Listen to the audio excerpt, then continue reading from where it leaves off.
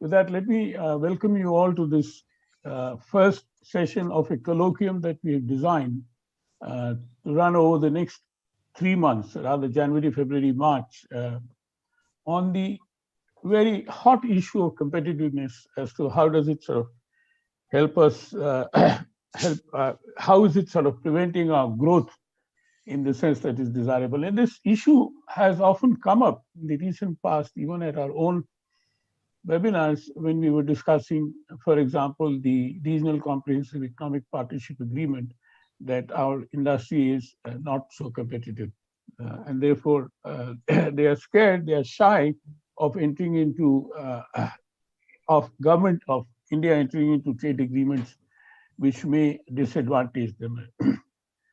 Now, this is an issue which has been talking for long, which people have been speaking about for long, and we hope that we will be able to come out with a white paper at the end of this 3 month sessions colloquium, which can then help the policymakers to steer away, including industry chambers, to see how we can take forward the same in India. What we do expect from this colloquium is not the usual sort of comments and opinions which have been expressed in writing. We can get that all the while, but to see as to what kind of implementation issues which are desirable. This is something which has been addressed by Pritam Banerjee in his paper, which has been circulated to all, and he'll also speak about it for a little while shortly. And this goes on to the other catalytical speaker of this session is Amit Kapoor, who too has, being a chela, or as it were, a disciple of Michael Porter, or a close colleague, he'll come up with certain very good ideas. Now, we have been planning India in order to grow up, in order to provide jobs to the millions of youths which are coming into the job market, that India needs to grow at 9% for consistently for at least a decade, or at least 2 decades before we're able to reach that level. And we recently, I mean, the government of India, including the Prime Minister, has been speaking about a $5 trillion economy by 2025, which is just around the corner. Unfortunately, this target has become a little difficult because at the time when this target was adopted, we did not have COVID-19. Now, COVID-19 has shaken up not only the Indian economy, but the whole global economy. So there we have to see as to how we can steer our way in a way that we have a resilient economy and we are able to grow consistently. Now, one of the important factors of growth which has been seen with very clear evidence is the fact that export sector contribution is 7.5% of that 9% we are talking about. Without exports, we cannot grow. And as I said, we go back to that sort of a vicious circle. Like you cannot export because you're not competitive, and you're not competitive, and therefore you cannot export. So it's a kind of a very now.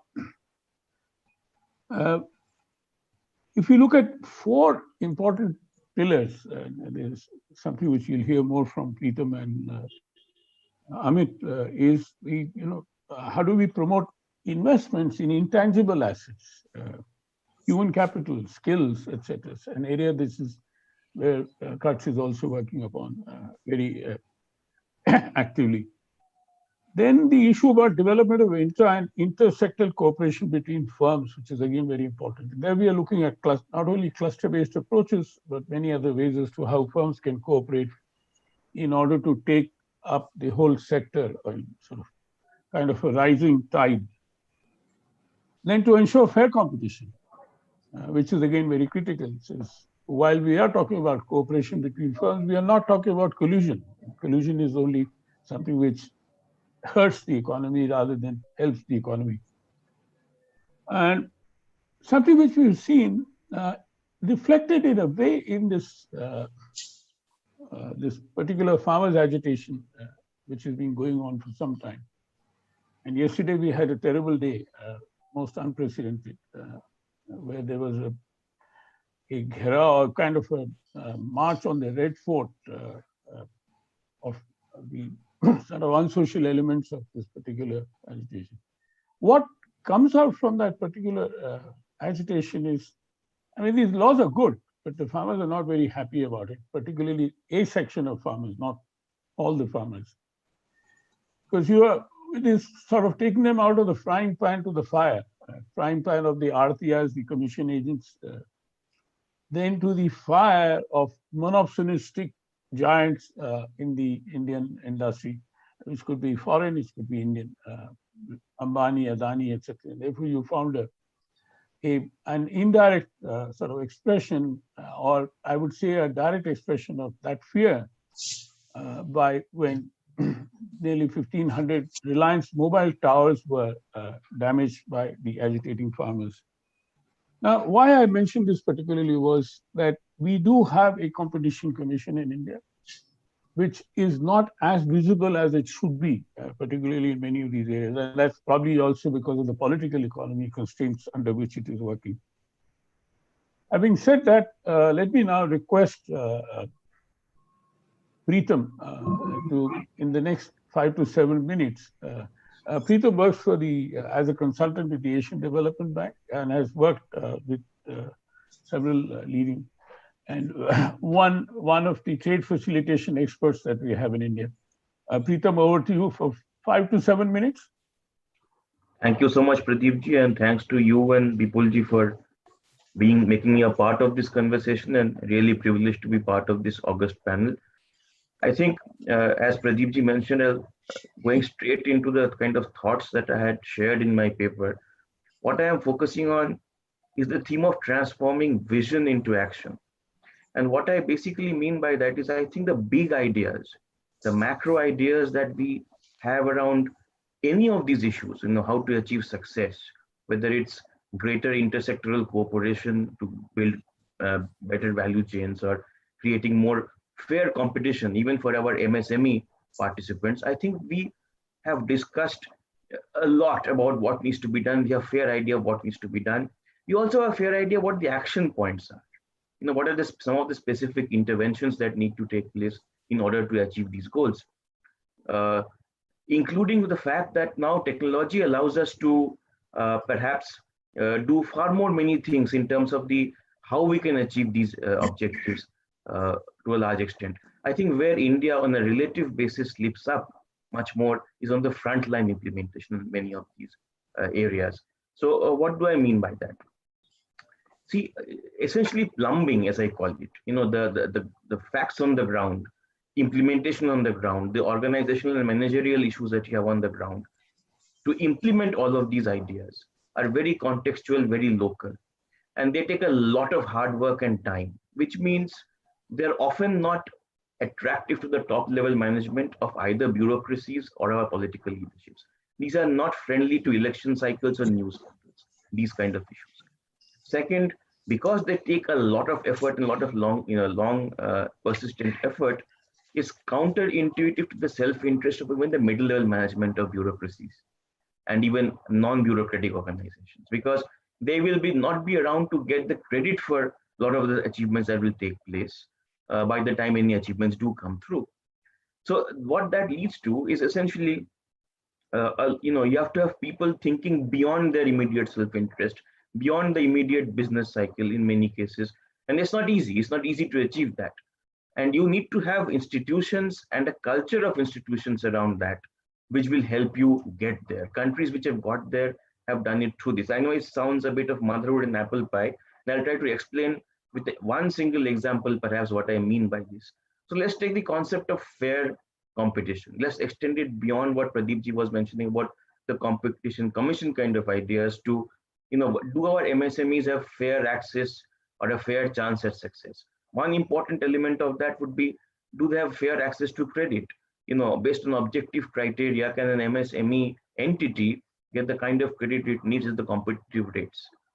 Now, we know that this is something we need to do. That's the macro vision. Second, The action items are well known now. We are discussing them. We have all these digital silos in the GSTN network, the EPFO for the HR, your export related data, your data for the bank. Everything is available. So the data that you can use to objectively gauge the credit worthiness of any entity is there for us. But implementation would require taking all of this and creating a culture at every bank branch, getting every bank manager, or the non-banking financial companies to adopt them, use them in an objective manner, and ensure that credit flows to the right people. So that transformation, that last mile transformation, is the where I think the challenges are. Even if we look at, let's say, the unfair regulatory burden or disproportionate regulatory burden on MSMEs, even there, I think we have done a very good job in identifying what our doing business challenges are and the action points, what we need to do to address them. But this would also mean in the implementation level to go to every municipal office, the district zonal offices for different departments, to go to the ground level and see that those millions of transactions that take place between firms and regulators, between individuals and regulators, are actually meeting those doing business kind of ecosystem we have envisioned. And that requires a lot of capacity building on the ground level, a lot of reforms which are very contextual to local conditions. Before I kind of wrap up, I would like to talk, because my focus here is on institutions and institutional capacity to deliver these reforms in a persistent manner on the ground. We need to expand our thinking of what these institutions are. Let's not restrict them to just governmental institutions. So when we talk about, for example, developing intangible capital on skills and on technology and knowledge, well, you have business associations working with academic institutions. So every university administration, the different business association, the leadership and the secretariat of these institutions are equally important. What kind of capacity do these have to take these initiatives forward? You have sector skills councils, they're kind of public private. So you have all kinds of mixes over here. You have the state industrial development corporations which have a role to play. To what extent are they up to speed to take that vision and transform it into action? So if I, just to close, if I talk about institutions, and I think what we need to deep dive through this initiative is look at three things about institutions. One is institutional ability. And what do I mean by that? Does the institution have capacity to deliver on its terms of reference? Are the officers competent? Do they have the competence to deliver on the terms of reference? And most importantly, this institution have a memory of its own. It's not dependent on one leader, one great person, and when that person leaves, kind of things fall apart. That's one. The second is the institutional strength aspect of it. And here there are three, again, I talk about three criteria. One is access. Is the institutional properly accessible to all the stakeholders who need to access it? Second is accountability. To what extent is is the institution accountable to its stakeholders for performance? Last, does it have formal comprehensive SOPs to achieve its terms of reference, including exception management when things go wrong? Does it have that in place or not? The last one is the institutional credibility, and this is very, very important.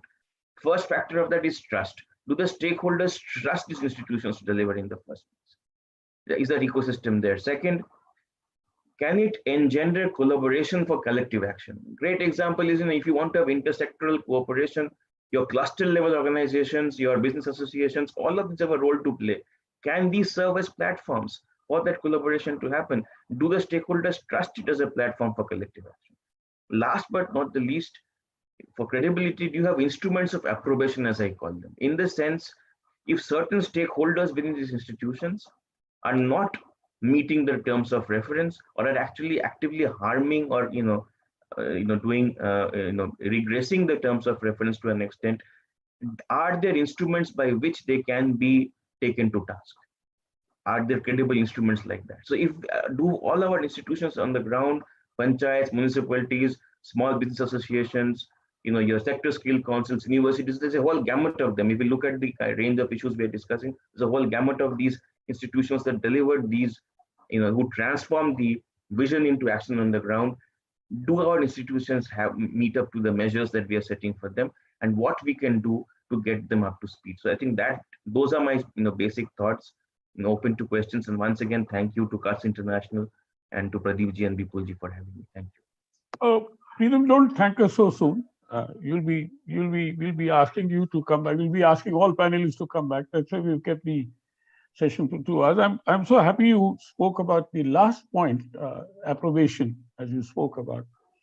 You didn't use the very colloquial words like corruption, which we see is so endemic that often institutions fail to deliver what they are required to deliver. And I can give you several examples from our own work. Let me leave it at that. And to say that this is one area which requires constant attack if you want to make the business easy as well as ensure that there are credible institutions.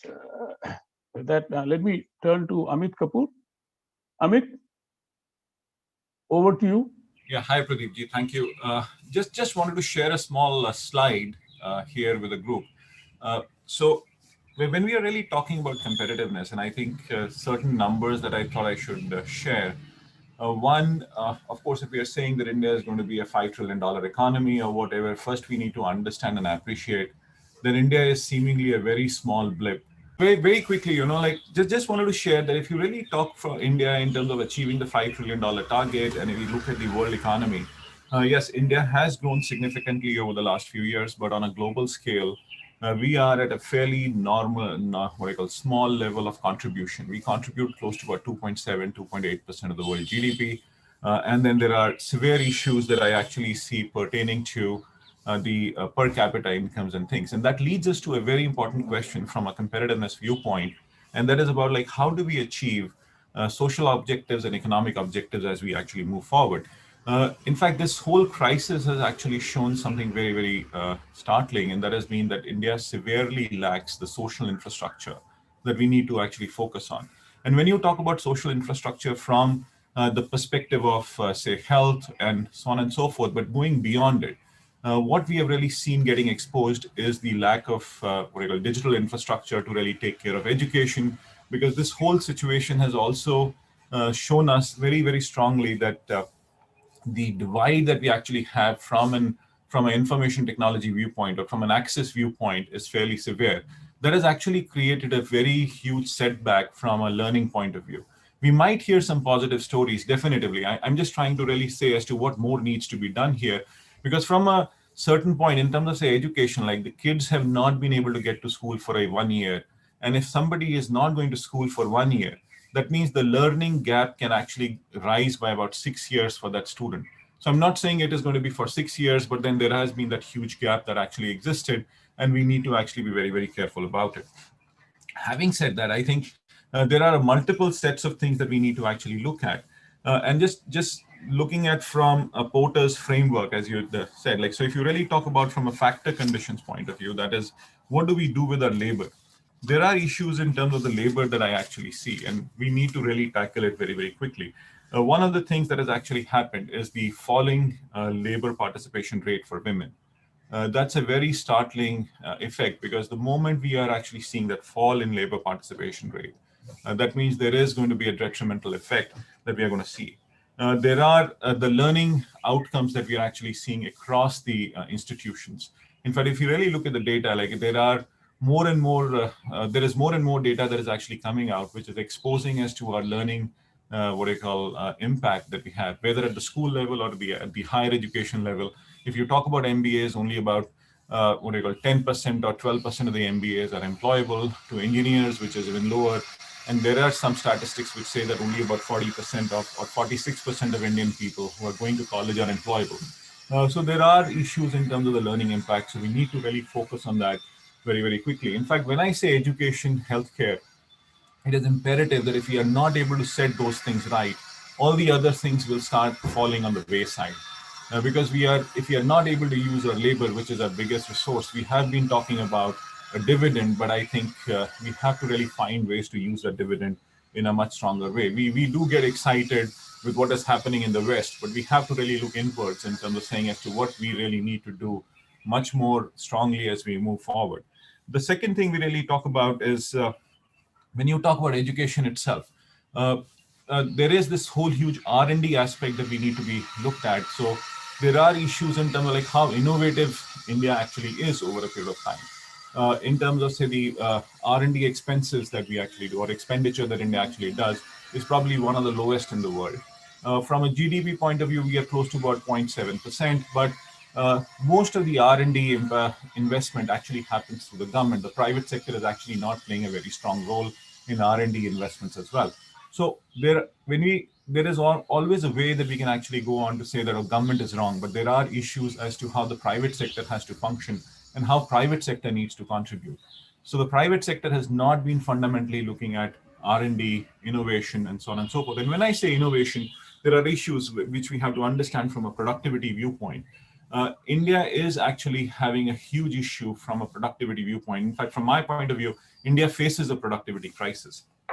And when you talk about productivity crisis, in fact, say if you really talk about the contribution per person across different sets of industries, there are very massive gaps that we can actually see. Even if you talk about one of the most, what do you call it, talked about industry like IT, the productivity between a software engineer in India vis-a-vis, say, Israel could be as high as about 25 times. So India is 1/25 of a software engineer in Israel. So how do we really set those sets of issues right? The second thing, if you really look at which we are facing right now, is about the demand crunch that we are facing. And demand crunch is something that we have been facing for a long, long time. Especially if you really look at post-COVID, I think this COVID has also given us time to think. It has also really exposed a few situations that we are looking at. But then how do we really look at the tax burden that actually goes on to people? Where are the disposable incomes? And because if you're really looking at creating India as a what I call a demand-driven system, there are going to be challenges to that itself. I am of the view that we are severely taxed. At least there seems to be a huge gap that actually happens at the top end. The taxation levels are huge. Probably there could be some unique ways of really looking at people making investments. If people have money, they can actually make investments. So probably create a system that they invest in what I call enterprises, startups, and so on and so forth. But then you have to really get that money into the system. And then, of course, how do we create that stimulus that we actually have to think? The third aspect that we have to look at is about related and supporting industries. We do talk about clusters, but I think we have fundamentally not seen as to what sectors should we actually focus on. India seems to be just getting obsessed. If you really look at the state level, or if you talk about India level, we want to do everything under the sun. We want to pick up on a 2-digit code, like we'll say, oh, yes, all the 15 set of industries that we should focus on. But what is it that we want to focus on as a country is going to be very, very important. And that goes to the level of states as well. If you ever look at a state plan that we see, the state plan will always say, oh, yes, we have to just focus on every industry under the sun. But then you have to understand that every state can actually have some positives, and they need to focus on that. That is where you build your competitiveness, your competitive advantage. And then, of course, there are issues of resource curse that we actually see across different sets of locations. If you talk about places like Bihar, Chhattisgarh, Orissa, very resource-rich places, but a typical resource curse situation exists there. We have somehow not been able to actually use the right set of models to really propagate or push forward with the very called massive lack of either infrastructure or outcomes or outputs and things. And then, having said that, there are, from a firm point of view, Preetam was talking about institutions, and when you really talk about institutions, like there are issues that we can actually look at, and one of the foremost issue that I actually see from a competitiveness point of view is the regulatory burden that India actually faces. Today, as an enterprise, the regulatory burden that an enterprise has is absolutely severe. It can be seen as catastrophic because the number of forms that you're actually wanting to fill up, the compliance things that you're looking at. Say for a general entrepreneur, a small entrepreneur who's probably in the medium scale, close to about 30 to 40% of his time would actually be going into compliance issues. So rather than thinking forward, rather than being productive, rather than looking at innovation, he gets into compliance issues which are having a severe impact on his ability to contribute. So if you really look at what we need to do is, of course, there are 4 things or 4 pillars on which we will have to actually act on the factor conditions, on issues of land, labor, capital, on demand conditions. Yes, sir. Would you like to wind up? Yes, just 1 minute.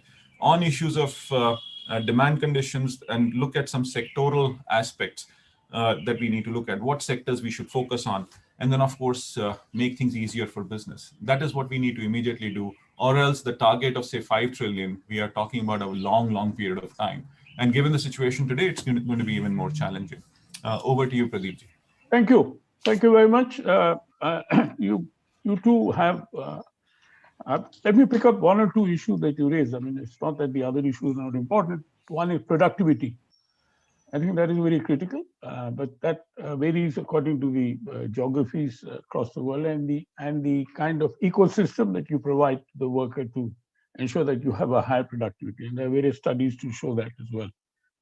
Now, regulatory burden is something which both Preetham and you spoke about, and we continuously work on that. In fact, we did a very major event with the Scotch Public Policy Forum last week, a week before last, on this particular issue, where Manish Sabharwal, who has this data on his fingertips, defines it as regulatory cholesterol.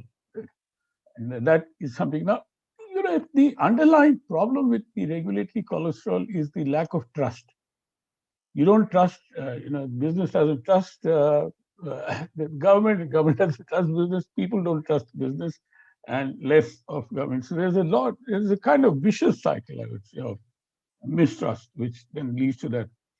Now, an important point raised by Preetham was, and two important points which I think are important if we have to get this discussion forward in a way that we're able to do something. One is plumbing. We require a lot of plumbing to be done. The second issue which he raised is the level playing field between a small and medium enterprise versus the medium and large enterprises. That is certainly a big problem in India that we see.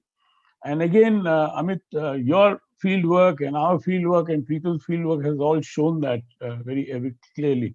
So there is, empirical evidence to prove a point rather than to speak about it as a rhetorical issue. With that, let me now therefore turn to Jagat Shah. Jagat, are you there?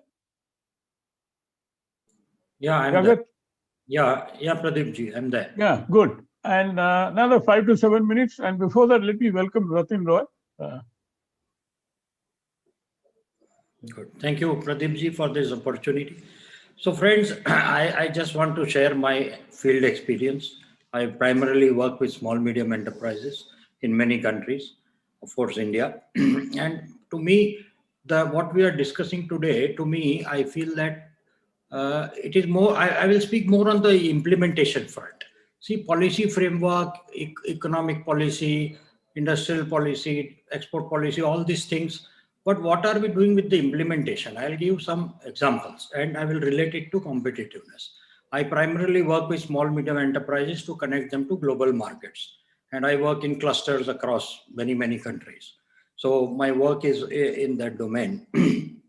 This pandemic has brought 10 years later, what would have happened digitally now. So I'm saying that we are now in a knowledge economy, we are now in a digital economy, we are now in a work from anywhere economy in terms of at least service sector. And 66% of GDP of India is service sector. So I define competitiveness in 4 factors.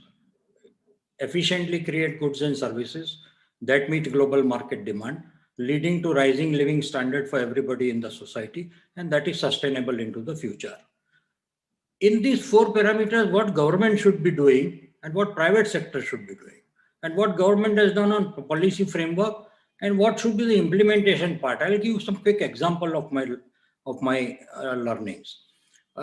Recently, Udyog Manthan has been going on. I have been part of many of those sessions by Ministry of Commerce and trying to bring all stakeholders and sector-wise 32 sectors discussing. And in each one of that, I found that every SME is saying, I want to upgrade technology, efficiently create goods and services, the first parameter. But where is the access? I don't have access to technology. I am small. I don't know where is technology. How to find? Can we, I propose, can we have one world-class technology showcase center? Why 10? Why in every state?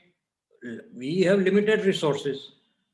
Why not only one world-class? And that will give an access, right? So that's the implementation part, the ease of doing business part, we all know.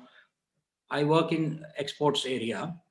we have export policy, we have export incentives. For 1 year, the export incentive is not disbursed. 1.5 years, 2 years.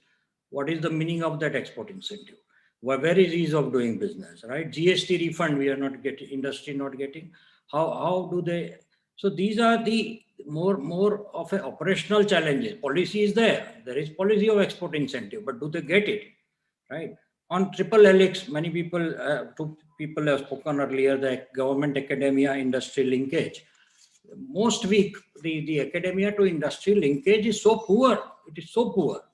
I mean, absolutely not. So the World Bank report on education on India last year says 85% fresh engineering graduates not employable.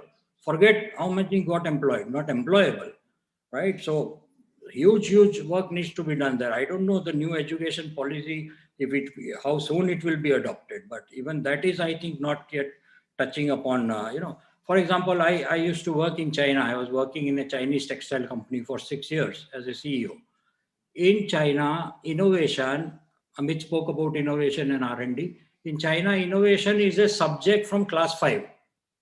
What magic is required to include that as a subject, 2-page, 3-page subject in our schools? From the childhood, the kid is going to get that thought process of innovation and R&D.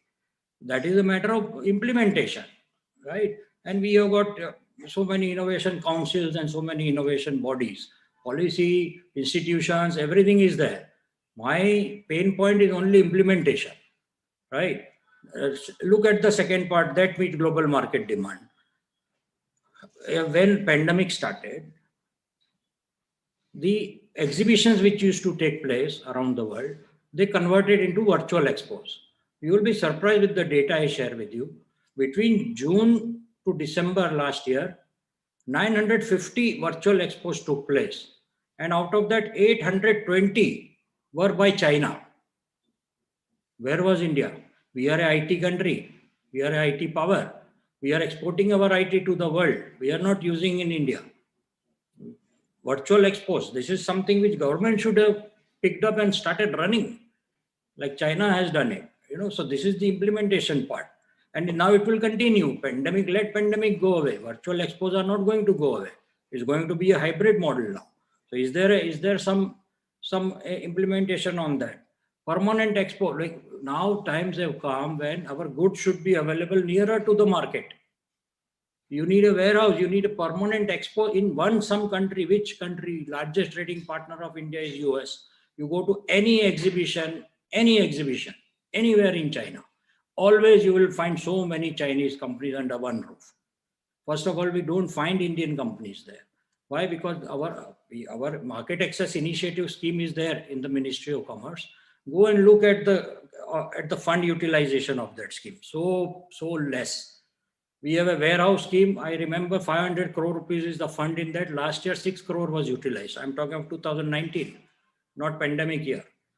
Warehouses, you are making available goods nearer to the market. 75% government is giving refund to the exporter. But how? Through Export Promotion Council.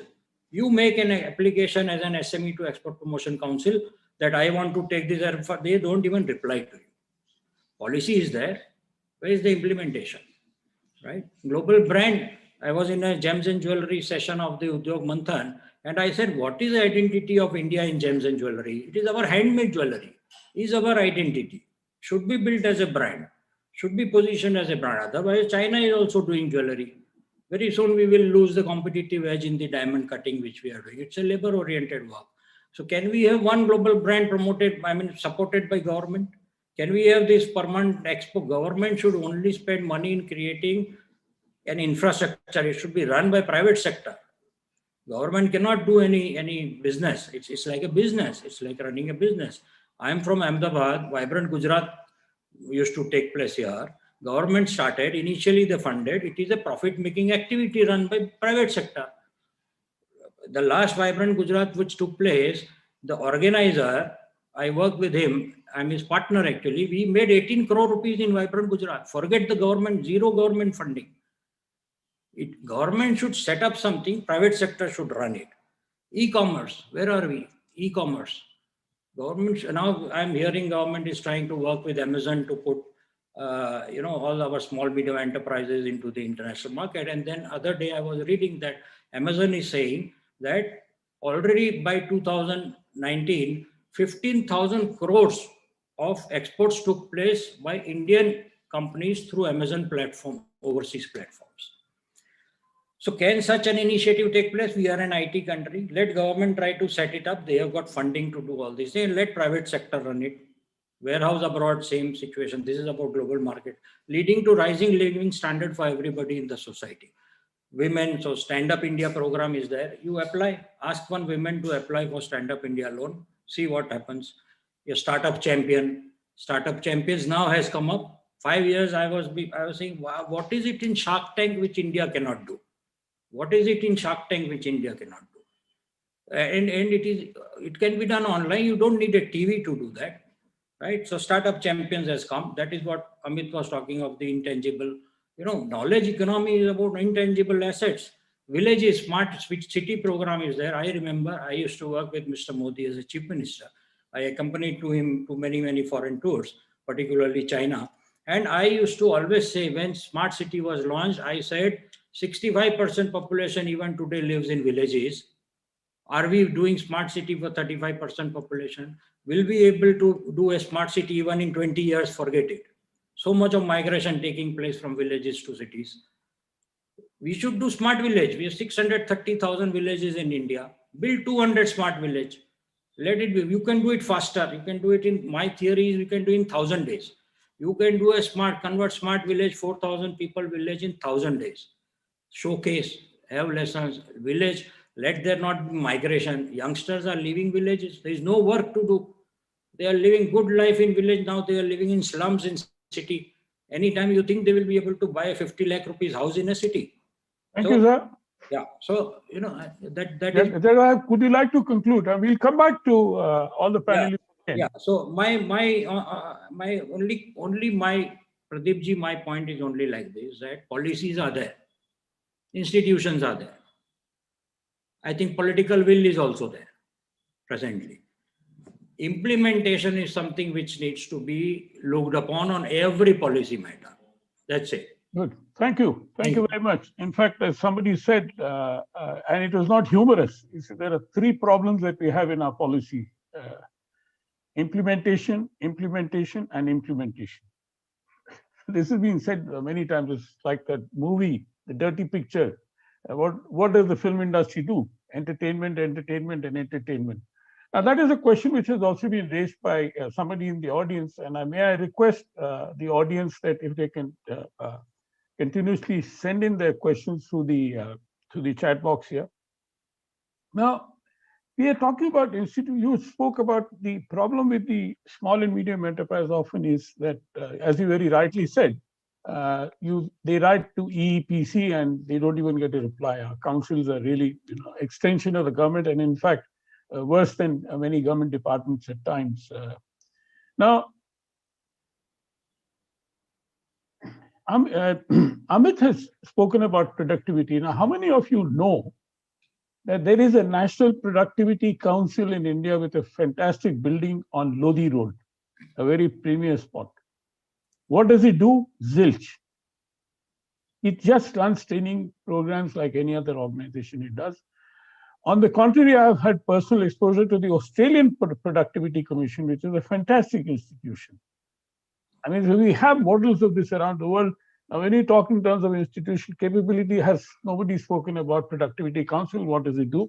What is its mandate? It is also under the Ministry of Commerce and Industry, by the way. This is an issue which should be raised as to these catalytic institutions were conceptualized, visualized as important aspects of this whole economic development rubric, but they are not functioning properly.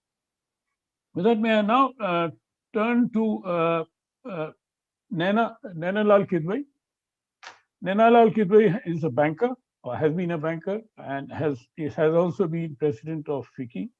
She comes in with very varied experience of the whole economy as such, from the practitioner's perspective. Naina, over to you, 5 to 7 minutes.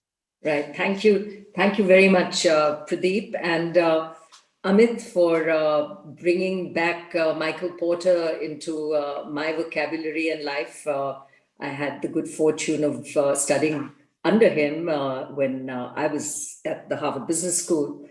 And to you, Preetham, for raising the whole institutional issues in such a coherent manner.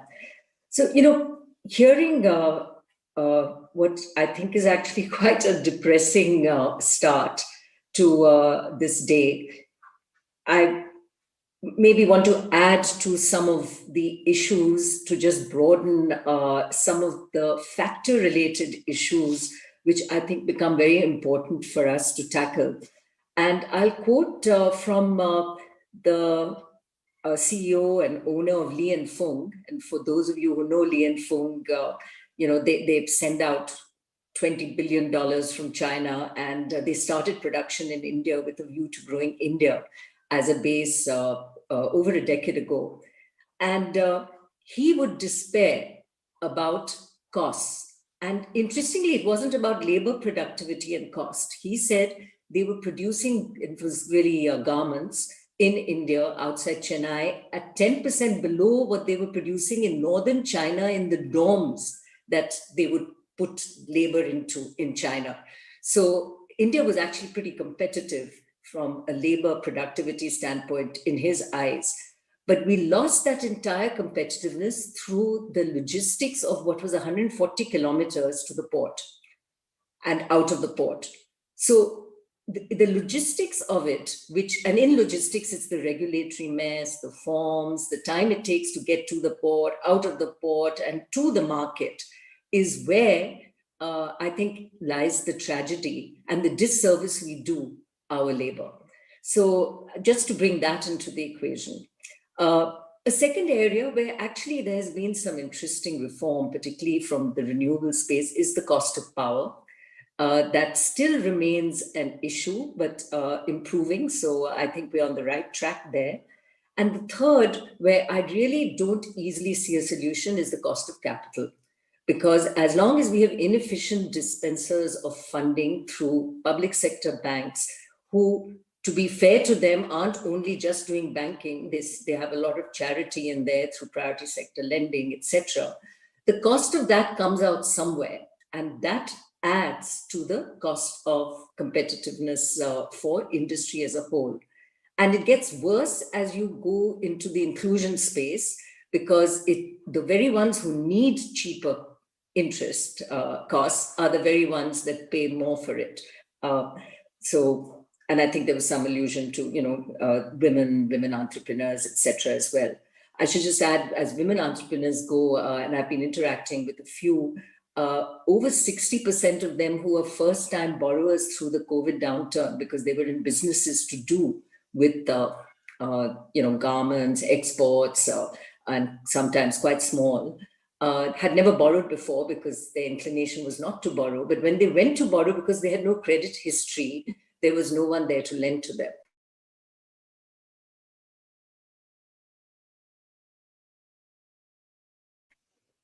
Okay. What I would just add to some of the points made, and regulatory delays, trust, I think all of these are very, very material issues.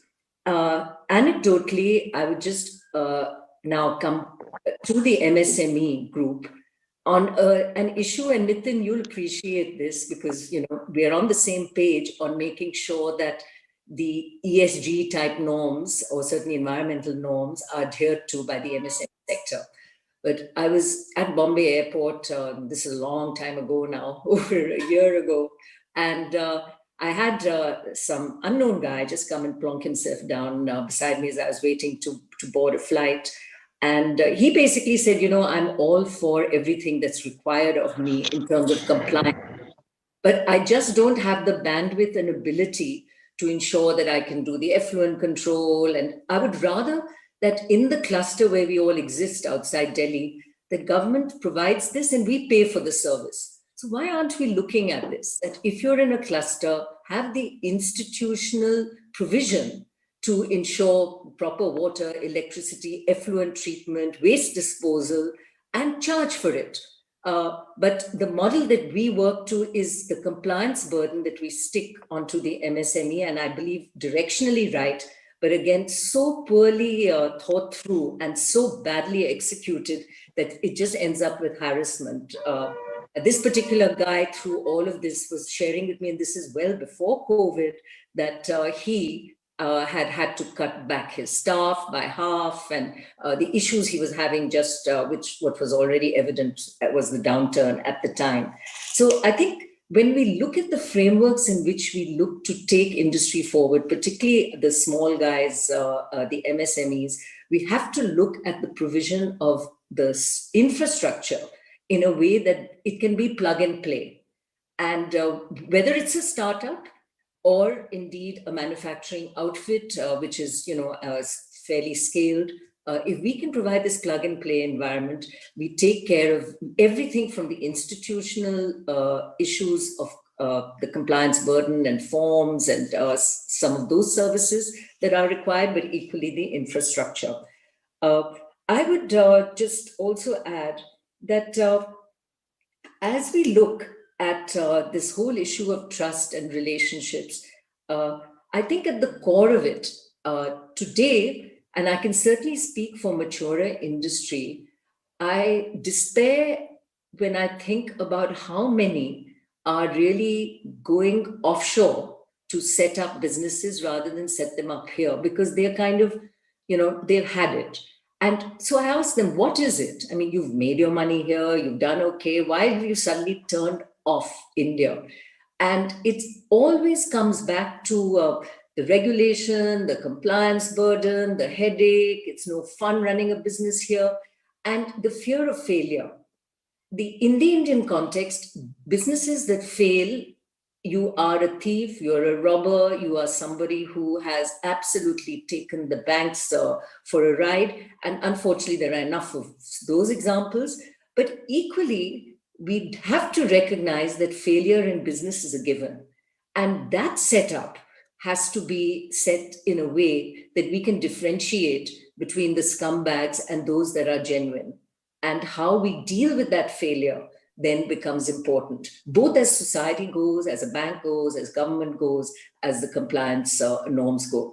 It's a tough ask because we're not used to looking at business this way. Business is always seen as corrupt and in fact working in cahoots with a corrupt system, and which begets which is always hard to say. But I think that is so fundamental to the way we look at businesses that it affects everyone, whether it's a little startup that's just trying to get going for the first time or a large business. So addressing this, whether it is through a huge messaging, which actually started, I mean, this government actually started, I think it was Arun Jaitley in his opening budget. I remember saying, business is good, we need business, but that all very quickly disappeared down the drain, where we saw business after business being really, put on the mat. So thank you. Naina, would you like to wind up for this time? So I'm pretty much done in terms of, I would love to see the inclusive agenda of making sure that our small businesses have the advantage of credit, have this plug and play type of environment, which takes the compliance burden away on the one hand, and on the other, that the factors of production are indeed properly addressed. Thank you. Long ago, there was a draft to enable the number of inspectors, a kind of convergent inspectors for small industries. But that was never implemented properly by the states because of the turf issues which arises, which again is another major problem that we have in terms of plumbing, is the lack of whole of government approach. And departments working in silos, which only creates more problems. And as has been rightly pointed out by you and by many others before us, is the small and medium enterprises are at a greater disadvantage than with the larger enterprises who can afford to hire staff to deal with many of these issues. With that, let me come to Shailesh Pathak. Shailesh has been in the government, has been in the IS for 15 years, and then quit the IS and joined banking, and now he's working in the infrastructure sector with the L&T. Sailesh, over to you, 5 to 7 minutes or? Thank you, Pradeep. Just a clarification, actually, I began my career with 4 years in ICICI, the Okay. development finance institution. And I wanted to go to Wall Street, but then public service beckoned. So very briefly, we're talking about improving India's competitiveness for inclusive growth. I would actually rephrase this as how can I make Bihar as competitive as Tamil Nadu or Maharashtra? Because nothing can be more inclusive, right? So with that sort of perspective, let me put forward 4 points. The first is, and even before I go to the first point, I'd like to have a word on China. Now, I don't know how many of you are the eldest child in your family, but I am not. I had an elder sister, and I would not have been born in China. I don't know about you guys. Some of you may be the eldest, you might have been born in China. Most of you would not have. So anytime there's a comparison with China, this reality check that a government that can control how many children you can have can control a lot else.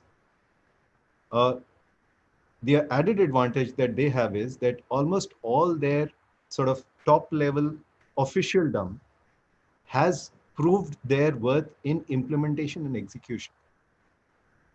So you have to be a mayor of Shanghai or Beijing or one of the largest cities before you get a ticket to the head table. So maybe a good idea for India is that the prime minister has to have compulsorily spent at least 1 year either as the chief minister of a state or as a mayor of a 10 lakh plus city. So suddenly the emphasis and the focus on execution will be obvious. But let me move to my 4 points. The first is, I believe that the single biggest factor that will hold back India from being competitive is horrible city governance. And cities are not going to get better in India for a long, long time because we have deliberately made cities as slaves of state governments. And we've made sure that the political leadership of cities is stunted. So in the recent COVID episodes, I've come across so many global examples of so many city leaders saying we want to do this in our city. I have not come across one single example of any Indian city political leaders saying we want to do this. So I'll come with a longer explanation. But the quicker we can urbanize, Bihar is the least urbanized state in India. Maharashtra and Tamil Nadu are the most urbanized. The difference in economic development competitiveness is evident. And before, one of the earlier speakers said, why can't we make smart villages? Whether we like it or not, India will be 50% urban by 2042. The quicker we can get the people in Bihar's villages out to cities, the quicker we can make Bihar more competitive. The second point is contracts and rule of law. We've all talked about World Bank competitiveness and contracts, but the one place where we have not improved at all is contract enforcement. And while we are talking, my company, as a part of the larger L&T group, runs some toll roads which we have constructed, invested, and now we are collecting toll to get return on investment. For exactly 32 days now, at our Panipat toll plaza, we have not been able to collect toll. And we've already lost something like a 7 to 8 crore number. Who's going to give this back? So why should we invest? L&T operates in 30 countries.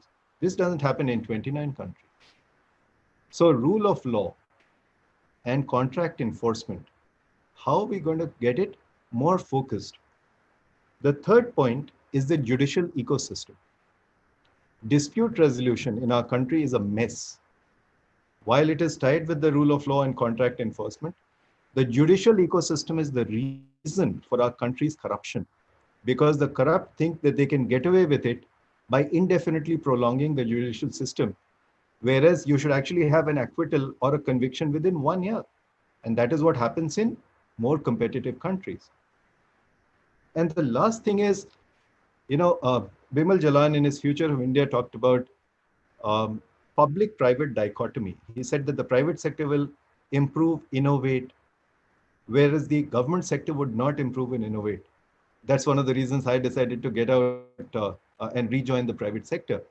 But What we are now seeing is the union versus state dichotomy. I see a whole lot of innovation and improvement in the union government. I do not see this kind of improvement in the state governments, particularly a state like Bihar. So the kind of innovations that have happened in the last, whatever, 10 years in the union government, think getting a passport, we are far more competitive than most. But has it happened at the city level? Has it happened at the state level? Most of the regulatory burden that we talked about is actually at the city level and maximum of the state level. The regulatory burden at the union government level is not very evident, which is why I would actually say that Preetham's analysis on institutional capacity is exactly what we should be focusing about. Institutional capacity, institutional strength, and institutional credibility. The kind of institution that we have in a Trichy Municipal Corporation or a Nashik Municipal Corporation. Do we have that in Patna Municipal Corporation? Uh, unless we get over this union-state dichotomy in terms of innovation, the kind of Aadhaar linking that has happened in union government programs, has it happened in state government programs? So the question, as we always say, is not about what to do it. I mean, what to do. It is about how to do it. And unless we get our Nagar Nigams, our municipal corporations going, I mean, Bihar should be aggressively urbanizing. Patna and Darbhanga should be attracting people. Instead, Patna and Darbhanga are exporting their rural areas to Tirupur in Tamil Nadu and Pune in Maharashtra. So, I'm just concluding by saying that we are very similar to the European Union. And we should stop talking about India as a country and start talking about the 54 districts that are net exporters of migrant laborers. Can we focus on those 54 districts? Because the European Union actually said that we will focus on the southern European countries, Portugal and Spain in particular. And within one generation, they turned around those two countries. Can we do the same thing with Bihar, Eastern UP, Chhattisgarh, Jharkhand, Odisha? These are the areas which need more inclusive growth. And this set of city improvements, contracts and rule of law, judicial ecosystem and dispute resolution, and union state dichotomy, if we can work on these four in these 6 states, I think we will make our country more competitive. Thank you.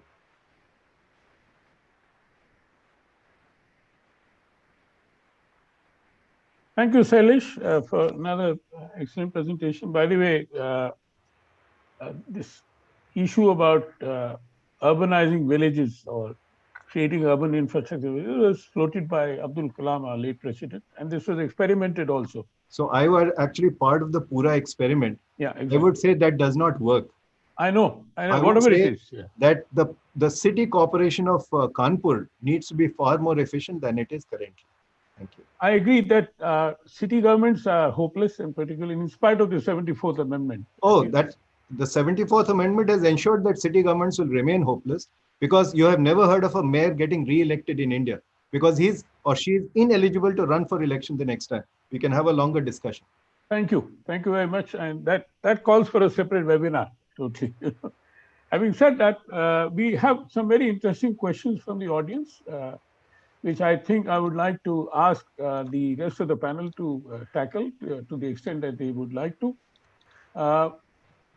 Didar Singh has asked about the issue about technology, climate change, and pandemic as 3 important factors in terms of competitiveness in times to come. And may I request Nitin Desai that if you would like to speak on these as well as any other thing that he has in mind in the context of how do we improve our competitiveness. We do end up talking about economic development in many ways, but as I said, I'm struck by one particular word raised by Preetham is plumbing. We require a lot of plumbing, and we've got too many leakages in our system. Regulatory burden is something which everybody has spoken about, and everybody is working on it, including us. And yet we continue to move the mountains because of the endemic corruption. And many of you may not know, but corruption has only expanded exponentially. There's no place where, talking about small and medium enterprises, none of our field surveys, a woman entrepreneur was crying that she was given a loan of 5 lakh rupees under Mudra. And the manager says, give me 50,000 rupees before which I will, release the loan. And she said, well, I don't have 50,000 rupees. I'm just giving you an example, and this is not anecdotal. This is quite universal. Nitin, over to you. Thank you very much. I feel a little inhibited because I think we've heard some wonderful stuff from people who have far more practical experience at the ground level than I have. So let me just limit myself to a few things. One of the things that I gather from what I've heard from people is the government is trying to do too much. It's trying to do too much. Why have we got a National Productivity Council? Shouldn't the government be focusing on the policies which will influence the people who run industry or towards productivity increase, rather than setting up an institute for national productivity, which has not done anything for the past 60 years that it has been in existence? They even set up one, I think, on technology development with Krishnamurthy some time back. I don't recollect anything coming out of that process.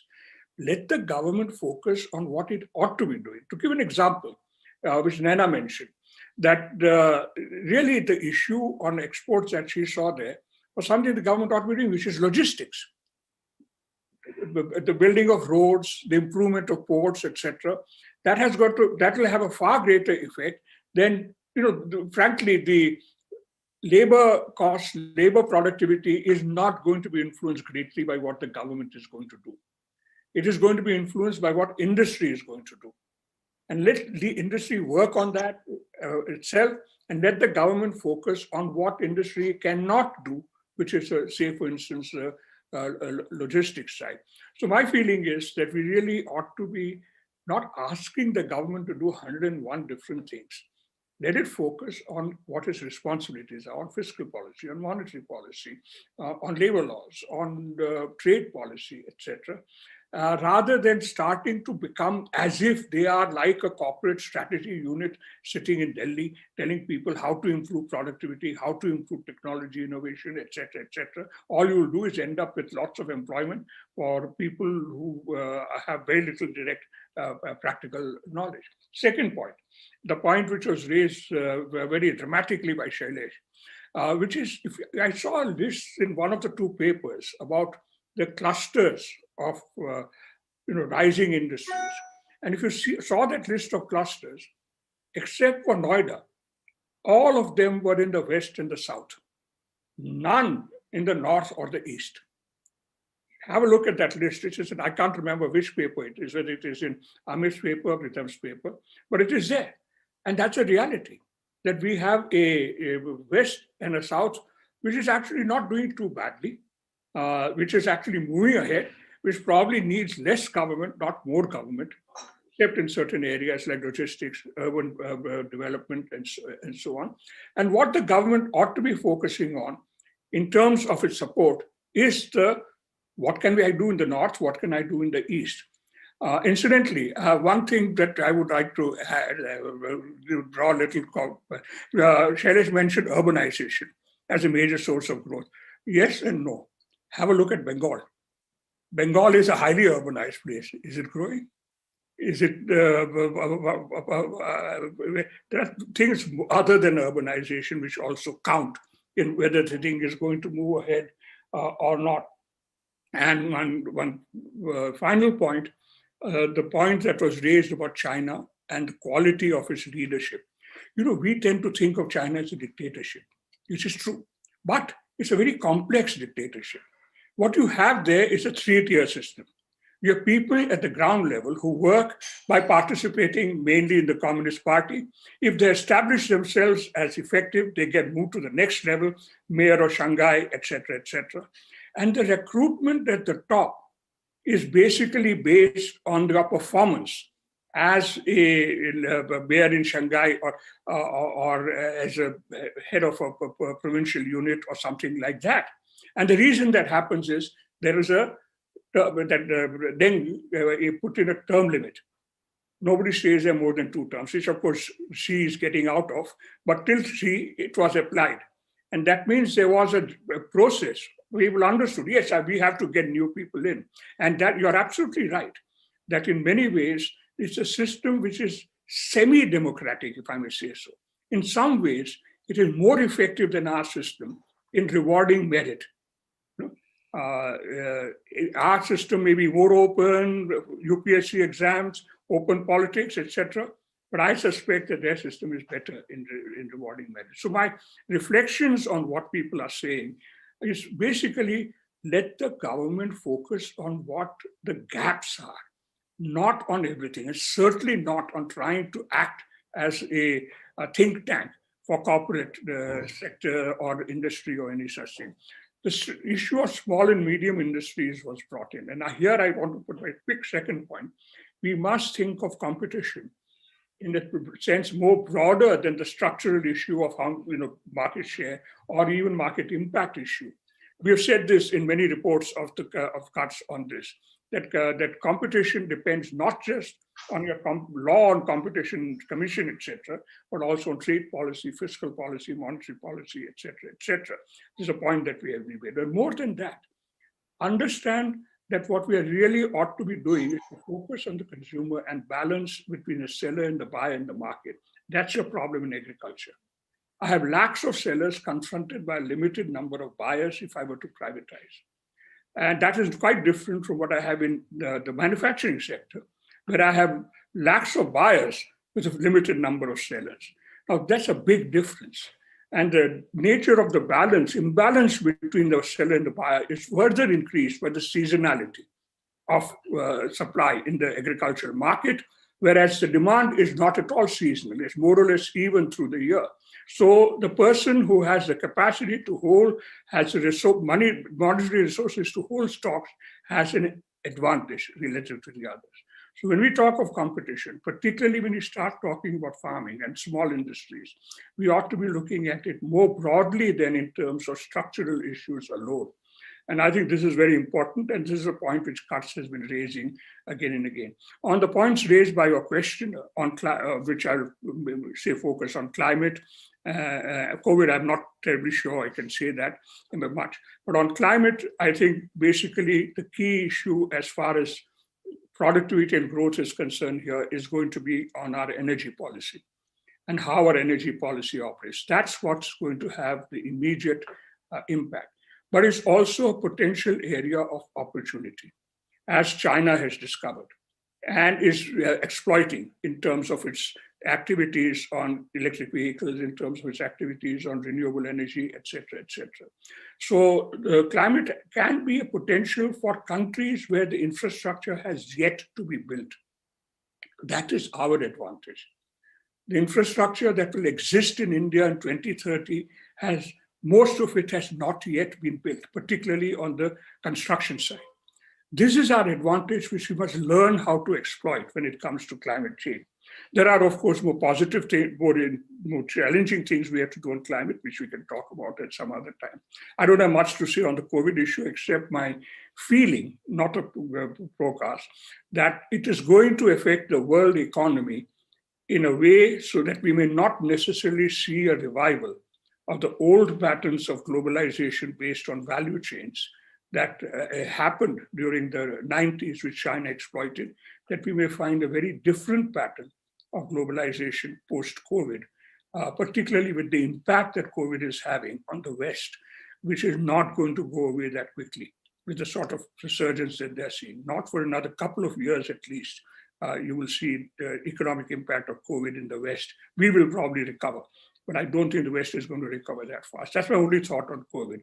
So let me just say that I've really learned a lot from what your panelists have said, and I look forward to learning more. Thank you. Thank you. Thank you very much, Nitin. And I'm sure all of us will continue to learn as this colloquium evolves over the next session in February and in March.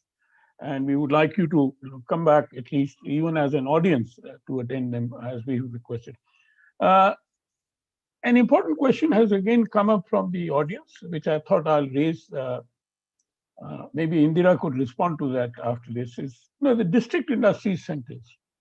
They are absolutely useless, whether they are actually effective or not. That is something, and then again and again we go back to this whole issue about treating SMEs as our stepchildren, in the sense that they are not being given the kind of facilitation as they are required to do in order to be competitive, and their contribution to the GDP and to employment as a per capita basis is much higher than medium and large enterprises. Indira, over to you. Thank you. Let me begin by thanking all the previous speakers who've all made very good points. But since the ultimate product of this whole exercise is to present a paper to the government of India telling them what they should and should not do, let me begin by saying that the sense I get from all my years of residence in India and outside government is that the one thing that irritates government and government servants the most is being told by people like us from the outside what they should do and what they should not do. Typically, in any government department, the senior officers are dreadfully overworked because they're a very small sliver on the top. And even they feel powerless to change anything. So I don't think we should have this kind of very broad brush recommendation consisting of, improve skilling, improve education, improve nutrition, and have any sense at all that that is going to be heeded or listened to. It'll go straight into the waste paper basket. So let us have a clear idea of where we want to direct our message. And in order to do that, you have to watch government very carefully and get a sense of which departments in government currently are being given importance by the top leadership. And my sense is, please correct me if I'm wrong, I may not be the best observer or best assessor of this issue, but sorry. My sense is that the department of, it used to be called the Department of Industrial Policy and Promotion, but since January 2019, it's been renamed as the Department for the Promotion of Industry and Internal Trade. It's not just because the department has been renamed, but I get the sense that they are being given a lot of importance within government. And surely the production-linked incentives, which is a program which set off got properly implemented from April 2020 and has been running well. Initially, it was addressed at 3 sectors. Subsequently, I think 12 were added on. I don't know the exact number. But from all these things, I get the sense that the DPIIT, sorry, the new name of the department, is where we really ought to be directing our message. So what is the particular message that I would wish to direct to them? And this is raised to addressed to the question which Pradeep picked up for me to look at, about district industrial centers. So what is the DPIIT is that it is functioning as a central government department. The department is not itself federally structured in terms of looking at states, looking at industries departments within states, and at the district industrial centers, and networking with all of them to form a truly federal enterprise directed at improving industry, promoting industry and internal trade, which is by its name what it intends to do, what it is supposed to do. Now, we do have an experience in recent years of a federally structured institution, and that is the GST Council. Now, of course, the GST has not done very well. It has been badly designed. I've written a lot about that. But the GST Council itself, as a federal institution which constantly consults state finance ministers, is a very, very good way of structuring a tax which had a national structure. So similarly, I think if DPIIT were to be restructured to have regular meetings with state industries departments and with district industrial centers, we could actually see some progress. And then let me give you a very, very specific instance of how we should go about this. And in passing, let me mention that Amit Kapoor, in his excellent paper, I thought it was a great paper, spoke about clusters and all that. But he asked the question, what sectors should we focus on? I think the whole problem with the way DPIIT has been going about things is this non-federal structuring, so that we start with our priors as to what sectors we should focus on, and don't look at the federal process to tell us what sectors we should focus on. So let me give you a very specific example. There is an entrepreneur, an amazing entrepreneur, based in a village named Koilapalayam in Tamil Nadu. Villages in Tamil Nadu have unpronounceable names, but as you know, their descendants become vice presidents of the United States. So we need to pay attention to them. And there is an entrepreneur there who was able to produce with a dryland weed, which is called milkweed. He was able to spin from it a wool which is incredibly soft. He has founded a company called Faborg, and they manufactured 150 kilograms of yarn per month, which is a very, very small quantity.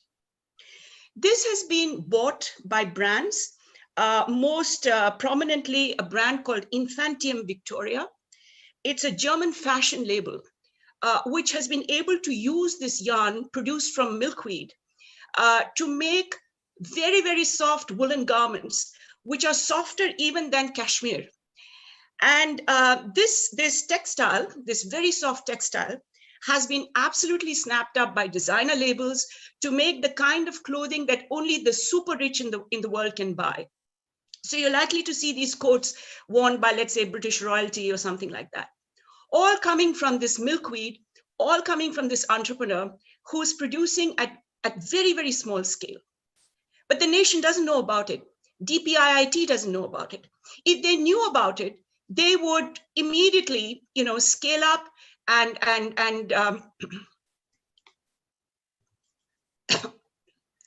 if the DPIIT knew about it, they would scale up. Not just this, but there must be many, many such examples of this. I just happened on this, preparing for this seminar. I wanted to give a very, very specific example. Just imagine what would happen if we could scale this up, produce a lot more yarn than 150 kilograms a month, produce the designer labels here itself, capture all that value addition in the country. Just imagine what this would mean for the local development of this village in Tamil Nadu, and how this could become a growth center. So this cannot happen if DPIIT sitting in Delhi decides, based on priors, what are the sectors we should focus on. We do have to federally structure every initiative, every institutional, every public sector initiative in such a country that it is truly federal, that it reaches down to absolutely the district industrial centers and the taluk industrial centers, if there is such a thing.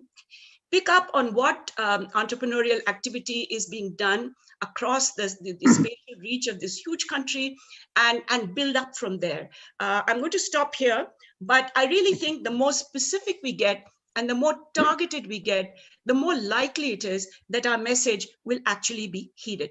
Thank you. Thank you. Thank you very much. Just to go back to Indira's point about district level focus, the Ministry of Commerce has now got a district level export promotion scheme. What is also more important is that the UP government, for example, has set a target of $1 trillion by 2025, so that they contribute 1/5 of what the government of India target.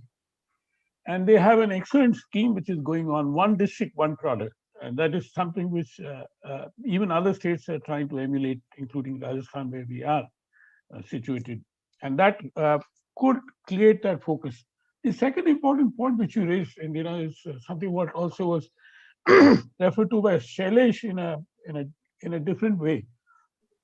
The issue about federal, the federal nature of our country, is to how many of these policies often go top down and without proper consultation at the bottom level, or bottom up. Bottom up again is very limited in that sense. And one thing which you very rightly said in your opening statement was the ability of the senior level management in the bureaucracy to be able to absorb. They are constantly doing firefighting. That is something which again are systemic problems which have to be addressed in one way or the other. May I now request Ratin? Ratin has quit NIPFP and is joined Overseas Development Institute in London as Managing Director for Research and Policy. Others are all well known to all of you. So, Ratin, over to you. Thank you, Pradeep. I don't really know what I can say after so much rich and pointed discussion, but let me start by giving you the sense. On implementation, Ratin, you've dealt with the Ministry of Finance at a close quarter. That is not a place where things are implemented.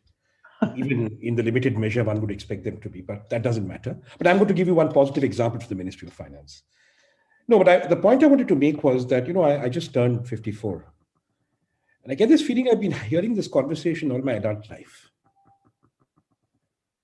And that is really surprising. Shailesh very rightly brought up the point that since I'm an only child, I would presumably have been born in China. But I wouldn't have said this if I were Chinese. I would have said this if I were Filipino. I'd probably have said this, going by my global experience, certainly if I were Brazilian or if I were Thai. And then you would get what we do. I was having this conversation over the weekend with a friend, praising Montek, since Montek is here. And I said, but the trouble is, you see, that moment was just a moment. It was not transformational. He said, well, at least we did something. So we have become, and she was right, at least we did something. But we have therefore become an economy where I think we are going through a schizophrenia of aspiration. Why do I say that? If you look at all the problems that have been enumerated today by both in the papers and by many others, these are not new problems. These are problems that we have had for 30 or 35. Well, majority of them we had since 1991, because many of these problems were irrelevant before 1991, because we didn't have a game going, right? So when a game comes, there are problems, and then you solve those problems, and then there's transformation. I think one of the major reasons why these problems persist, I'm just putting this to you for consideration. I don't know how this can be implemented, and I certainly wouldn't look to government to do it. I think couple of people said, I think there is far too much expectation of a government which we simultaneously know is a weak government. Please understand that even with the central government, for all its merits, if you can't manage a reasonable defense procurement policy, you must not have high expectations of that government's instrumentation. So I'm quite sympathetic with poor budgeting in the Ministry of Finance when it occurs to me we can't even buy aircraft in an emergency, right? And what we have done therefore in COVID is fantastic, etc. But when we say fantastic, we are tempering our expectations from government, and that is a good thing. But the reason I think we need to temper our expectations from government is, and I've written about this. I think one of the things that we assumed would go away after 1991 was that India would cease to be, for most Indians, the kind of economy it was for me and Dr. Rajaraman and others here, maybe not Abhishek, before 1991, which was principally a rationed economy. And the game we were in was rationing. That is why it was so nice to join the army. Not because you loved your country, you had a separate rationing system. If you're an engineer, you got out of this wretched country and went abroad. So you did that, and then if you found that you could make some money, if you were entrepreneurial, you stayed on, like Shailesh, right? I'm talking about the asset class of people, not individuals who are public-spirited or militaristically patriotic, right? So, and that rationing, I think our diagnosis was over after 1991. And I think we were wrong there, because what happened was that rationing was over for people like us. People like us now live largely unrationed lives. That is not true, I think, of about 60 to 70% of the Indian population, where to get a job, to get an education, to get health, right, to get a livelihood, to find a bride or a groom, they still have to enter a rationing economy where things go through contacts, networks. Remember, the marriage bureaus are also attempting rationing with changing parameters, right? There is only one way in which we have attempted to socialize the rationing system, and that has been the old caste system. And it persists for that reason. And it persists more emphatically in areas like rural areas in northern and eastern India, where rationing is ubiquitous. But if that is the case, then working back from that, the majority of government energy will be channeled to what it was channeled before 91, which is maintaining a rationing system, which is why I think many senior officers are in fact overworked. When I work in the States and I look at my IAS colleagues, even in Maharashtra, Rajasthan, you know for sure, A lot of the time is spent on, ministers calling up, asking for bypasses of the rationing system, things happening at the district level that you expect by. So many of these so-called offices, labor offices, etc., are used, I think, to reduce the ease of the difficulty of doing business for some. But the logic of that difficulty of doing business exists because we are a rationed economy, which is why we raise barriers and transactions costs. Right? So that is that economy, and then there is this economy. And these tectonic plates are now, I think, colliding in ways that are leading to what I feel is a permanent decline in our growth rate and our aspiration not to be the Philippines, and it really worries me.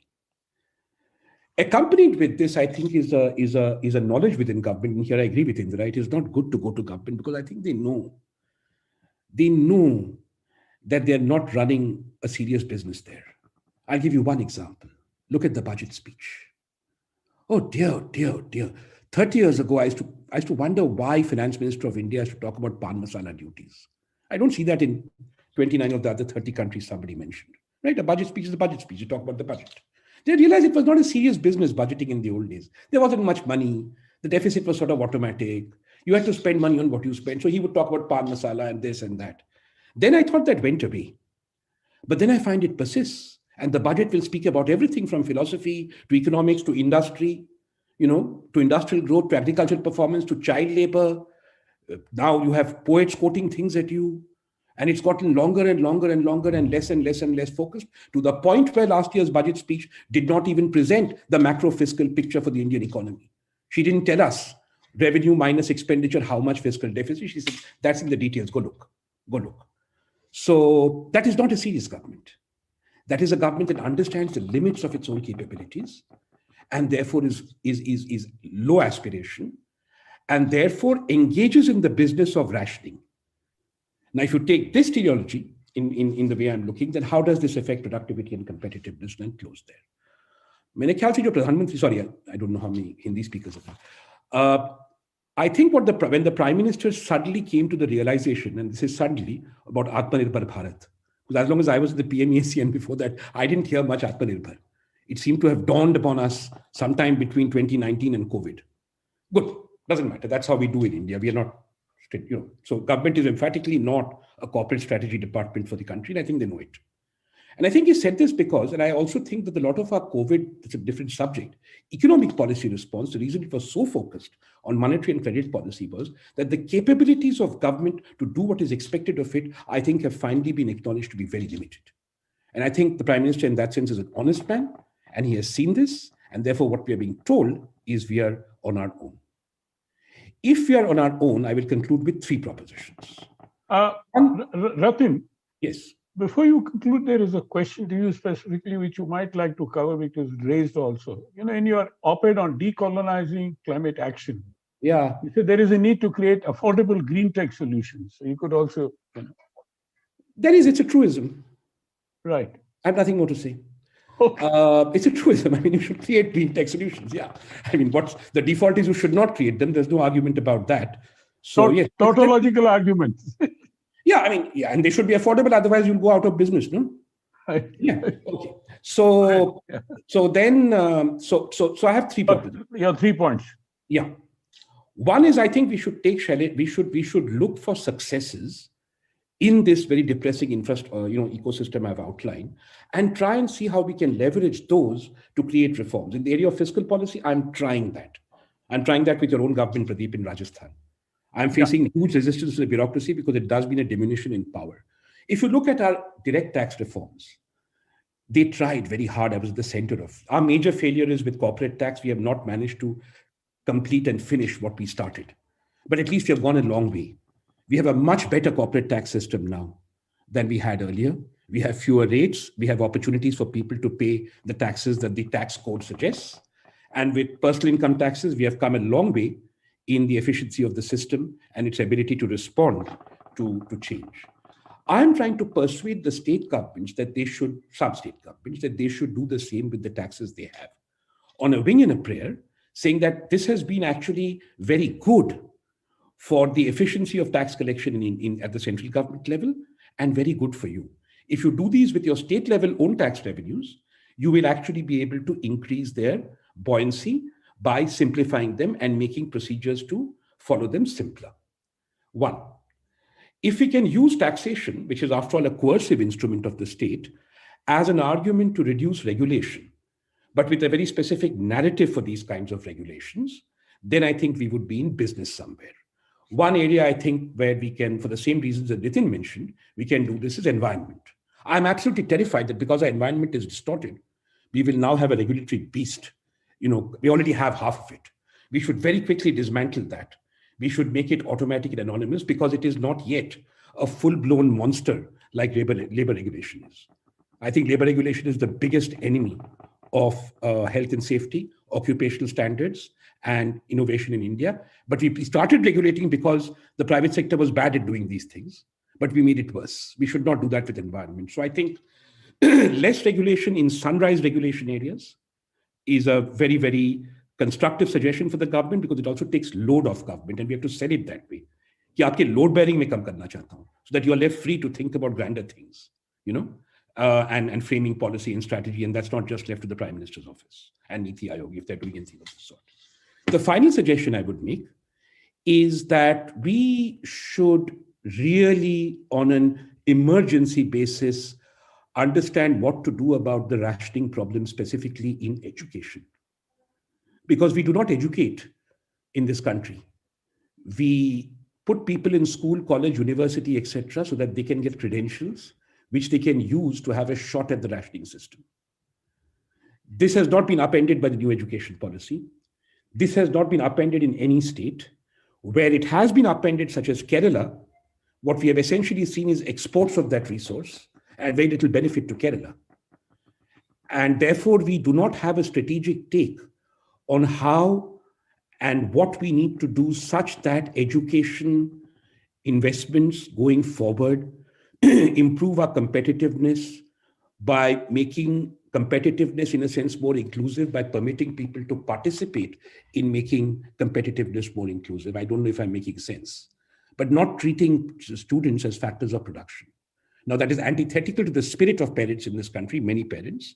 It is antithetical to the way we look at our universities. It has become so, especially going forward, as we have become more mass market.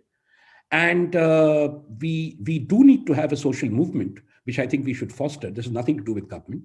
If you go to government and say, provide education, they will provide you with this technocratic mess we have.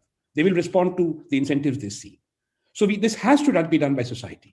And until we do that, frankly, I do not see how, for the reason Shailesh mentioned, we are not China, how we are going to incrementally and transformationally become more and more competitive such that reversals do not happen. Thank you. Thank you, Ratan. Thank you very much. With that, we go to the last speaker and the most unbiased among any of us, because he only got into action much after the 91 reforms took place. Abhishek Kumar, my very dear colleague who does a lot of think work for us.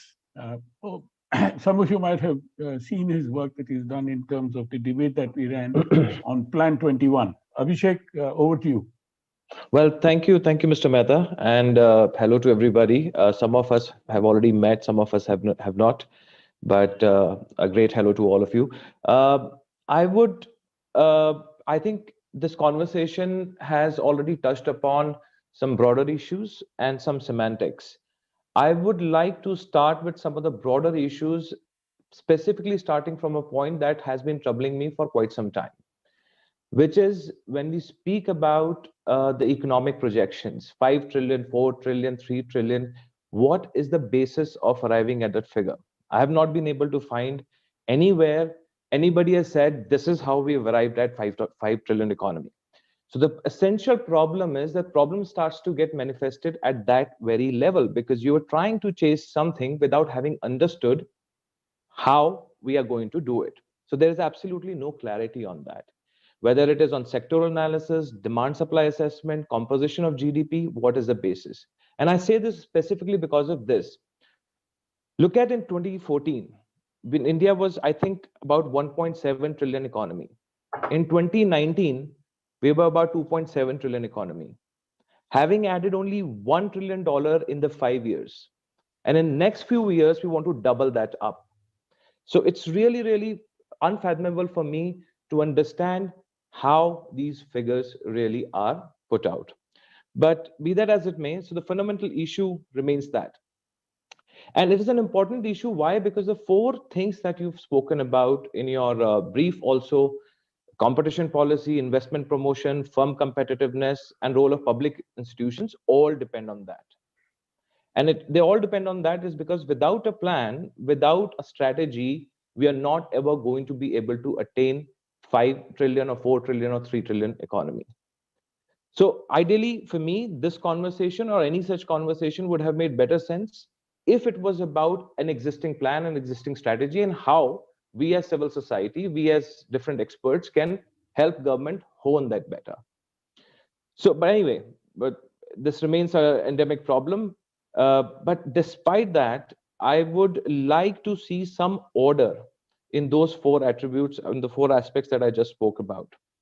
Because the least that we can do is to try and see things in a proper structure in order to arrive at that whatever figure that we have in our mind when we talk about this is where we want to reach.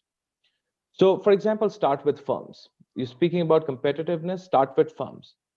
Now, the first question that comes to my mind, and I've learned a great deal from all of your readings and Ratan's work on how to look at Indian economy, Mr. Desai's work on labor and employment and wages, and many of you have spoken about it in the past, plus the kind of work that we managed to do at CUTS, going down to the ground, looking at sectors, opening those sectors specifically at every cluster, at every zone. I think it's something that gave us that empirical background to base my arguments on. So starting with firms. So what is it that we make in an economy, and at what cost, and for whom, and by employing whom? I don't think we are asking these questions at all. And in that sense, I think when somebody said that what sectors we should focus on becomes a very, very important question. These questions are also important because unless you understand these questions very well and you understand the answers of these questions very well, you will not be able to determine where and how and at what cost can we be competitive. And at CUTS, we've done that.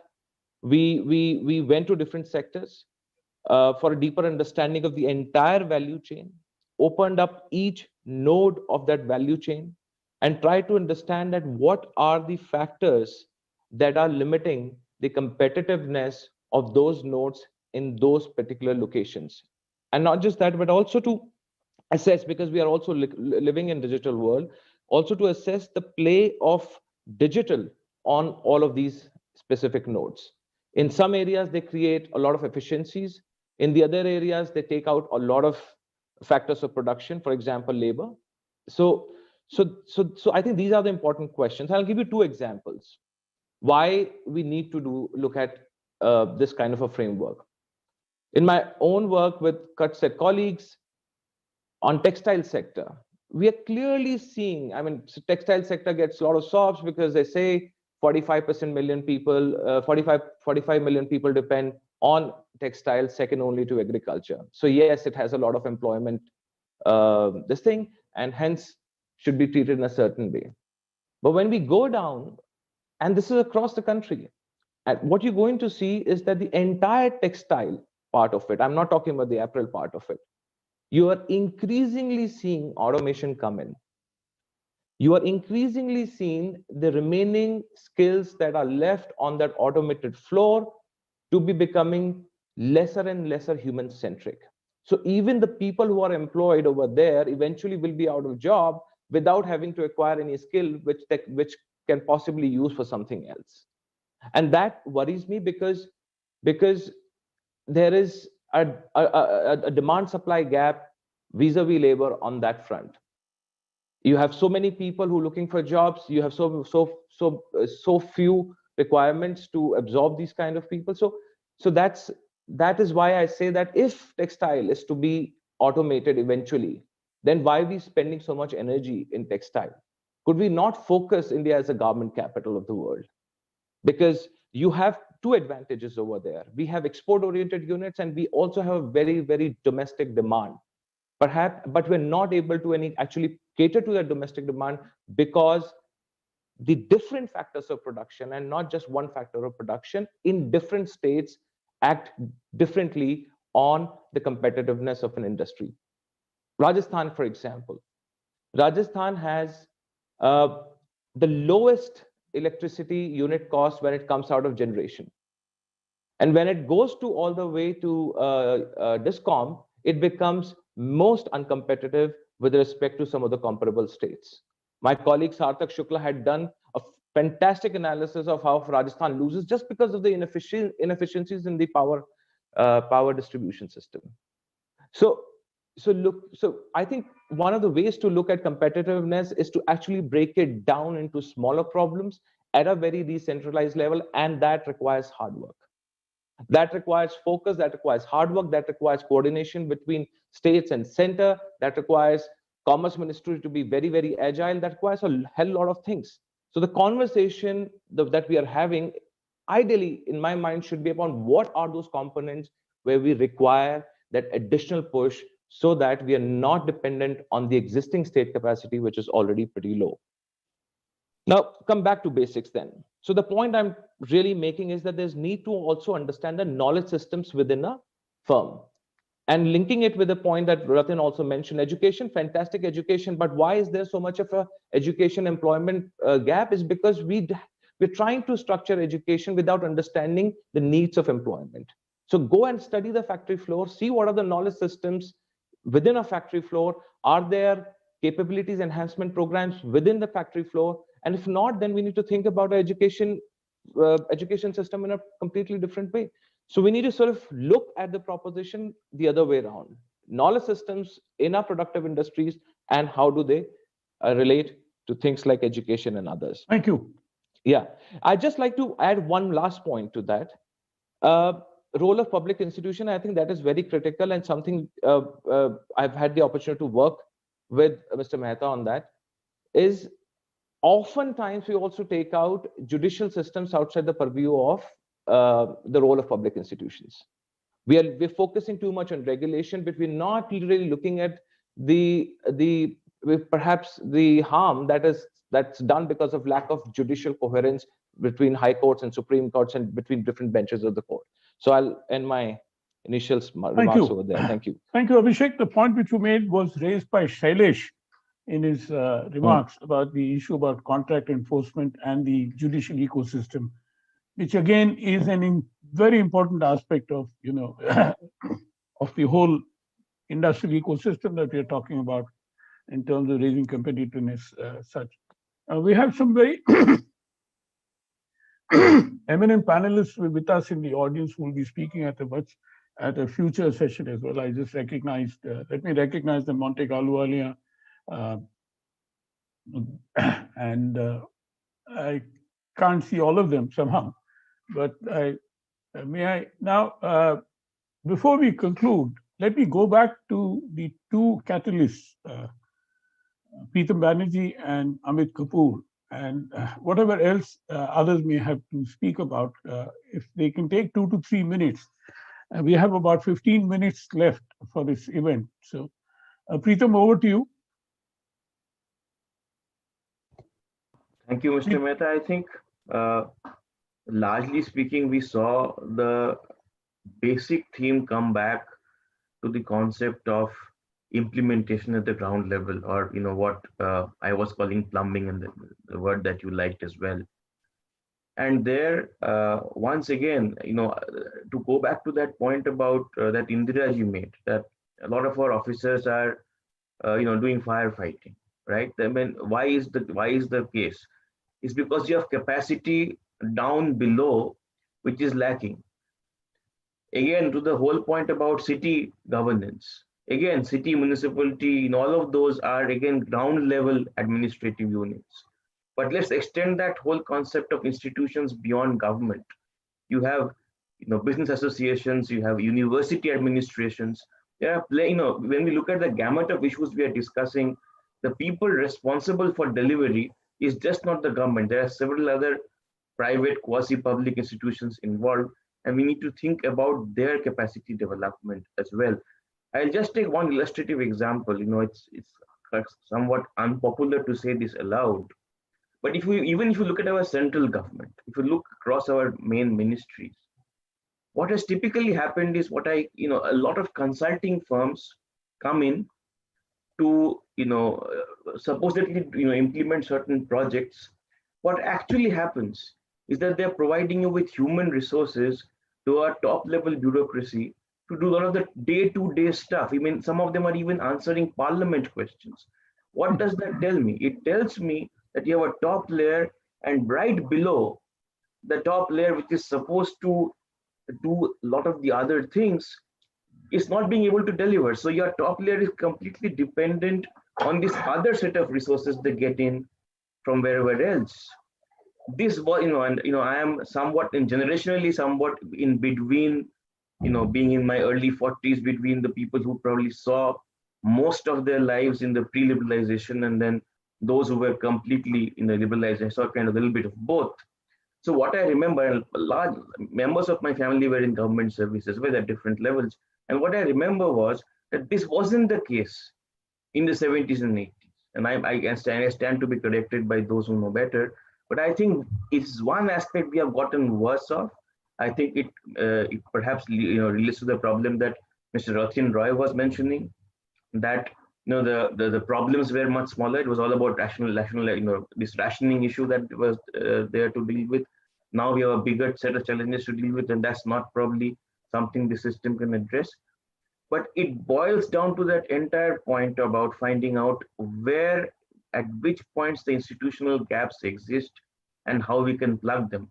And it's going to take years to do this. And it's not one day, and it's not next year. And my last final point, therefore, is that this is not something that is very sexy. It does not, adhere to the election cycle, the news cycle. So how do we get out of that problem? Because I think somewhere today as a society, we are stuck. Even the top level management and the middle level management, the incentives are to meet the election cycle or the news cycle. To make that transition, I think we need to have a lot of learning, a lot of things we need to understand how we make that transition. And I hope this effort that we are doing now brings up ideas to that. Thank you. Thank you, Preetham. Surely Rome was not built in a day. And at Kutch, we have found in the last 36 years of our work is to keep the narrative alive. It's only when the narrative dies down that people don't understand the need to do that. Neither we are expecting it to be a magic wand that we will see, an excellent result the next day in the basis of the kind of all these issues which have come up, the problems in the system which comes up. And of course, many of the questions are very micro questions as well, which are coming up. And what we are trying to focus to tell the audience as well as the panel is, can we target our attention to implementation as such, on how do we build competitiveness? What are the main blocks behind that? I'm sure the whole ecosystem of governance, etc., would come up when we talk in terms of many of these issues which have an indirect relation, if not a direct relation. Amit bhai? Yes, sir. Are you there? Yeah. Yes, sir. Hi, Pradeep ji. Just a couple of quick points, actually, like pulling up from whatever was said. I think what you said, like there is this whole issue of regulatory cholesterol. But now the question is, how do we build trust? Because trust is an element which has a huge impact on the competitiveness of the country. In fact, when we talk about issues of, say, clusters as well, I think there is severe lack of trust that actually exists between firms itself to share knowledge, share information and things. And how we really talk about building up of clusters in the country is hugely, it's a very narrow way of looking at, or shallow way of looking at it. We have to really look at a much more broad-based thing. The second thing was about what Rathan had actually said, and I think that was a very important point. If I got the word right, aspirational schizophrenia. So, like that's a very important point. And in fact, we might laugh at it, but the question is, what is it that we want to be as a country? What is that vision that we actually have? Do we have that written on paper? Is the vision that we want to be a $5 trillion economy, or the vision is that we have to talk about quality of life or for our people, which is going to be fulfilling and so on and so forth. So that's a very important point that we have to look at. The next thing is that I agree with Shailesh as well, but then the question is that if you really look at how do we define, how do we really look at the say what you call as the Bimaru states or whatever, they've continued to be at the low end of the growth story and things. If we are able to solve those states, a lot of things would actually get solved. In fact, there is a huge north-south divide that actually exists in terms of performance and things like UP might want to do it. It has the antecedents, but now the question is, does it have the institutions to really go ahead and do it? I think there is a very favorite thing that we all do, that it is about that saying that bureaucracy is not done right or whatever. But now the question is that I think there is also severe lack of talent within the bureaucracy. There seems to be a talent gap that actually exists. Like we need far more people or whatever. The governmental machinery has not been able to really take things forward or extract work out of those things. So how do we look at it? But last but not the least, like my recent book, which was published by Bertelsmann, and I've talked about elections and how elections are actually won. We looked at the last 50 years of data. What I find is that elections today are being won on the basis of if you are able to actually give support to the poor, or what you would call as dole that we are able to give. So if that is the way that people are going to win elections, there might actually be a huge level of dissonance that actually exists between economic objectives and social objectives. So we need to actually delineate that. But last but not the least, I think there is also a thing from a governance point of view. I think as we look at it, we need to find a way that people who have worked in the civil services, they should not be allowed to go into the government for at least some period. They cannot immediately, what do you call, put down, or they retire from the IAS and become what I call ministers. There has to be something there that happens, because otherwise what we are really talking about a huge issue of inbreeding that needs to stop, because that can actually have a huge bearing on how the country operates and works, and can have detrimental effect on institutions and the democratic processes. So some of these points which I thought I'll share that I... Thank you, Amit. No, see, this issue about trust, and one issue which we I don't know why we are so scared to speak about, is the corruption, which is actually one of the basic drivers of the regulatory cholesterol. And people want to make money out of the discretionary, and therefore they continue to make ambiguous laws or ambiguous regulations or even ambiguous practices in order to ensure that this happens. And this is something which we've seen on many occasions. Having said that, let me now request Jagat for his own remarks for about 1 to 2 minutes.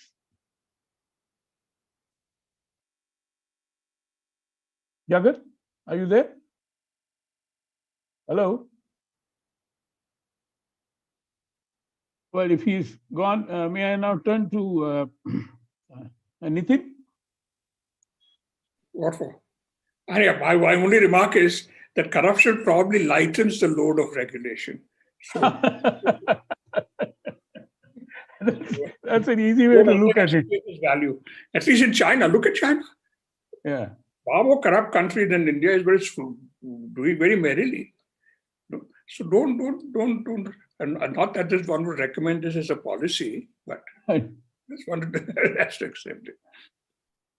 Nena? I just like to make the one point, and that is, I don't think it's about numbers in the bureaucracy. I think we are in a very specialized world today, and there isn't enough specialization in the bureaucracy. I think it's time we recognize that expertise. And I actually, Preetham, do think that there's need for the consultants, because they bring the expertise that otherwise bureaucracy lacks. And we have seen that some of the work that came out of EESL, for example, was a very small team, but their outreach was so good. And Nitin will support this, because you remember at Shakti Sustainable Foundation, we helped with a lot of grunt work there. But a good officer in charge who understands what he needs, that bandwidth from outside and the expertise, can actually go a long way. It's just the way the two work that would be important to determine the future. Thank you. Shailesh? Yeah, to begin with, this is why I keep this always on my chair, because this is the guy who actually stands and does things on the ground. So I need to remind all our company people that implementation is where it is at. And, Rakesh Jhunjhunwala made a recent comment. He's a stock market investor. He said that Indians outside in, let's say, the US get a platform. And over the next 10 years, we are going to enable Indians to have that platform within India and look at them go. So I probably would say that, the point about the rational economy that Ratin made is going to be dismantled brick by brick, not at the union government level, but at the state government level and the city government level. So if at all there has to be a focus, I would strongly urge a focus on states and city governments, and the way union governments have actually, done one thing in the last 10 years, and which is to enable mobile phones to access most government services. Can we do the similar kind of platform creation using mobile phones at the state and city government levels? Last point on the bureaucracy. I have spent 17 years in the IAS, and let me just say this. I've seen both pre-liberalization 1986 to 90 capital markets and the kind of transformation that has happened there. Today's bureaucracy is far more technically proficient than 20 years ago. I mean, just analyze the secretaries in government of India today. How many IITians and MBAs are there? Which was never the case 20 years ago. My last request to this August gathering, great collection of smart minds, is we spend too much time talking in English to our IAS colleagues and friends in the union government, not in the central government. The sooner we stop calling it the central government, the sooner we'll get it into our head that states and cities matter.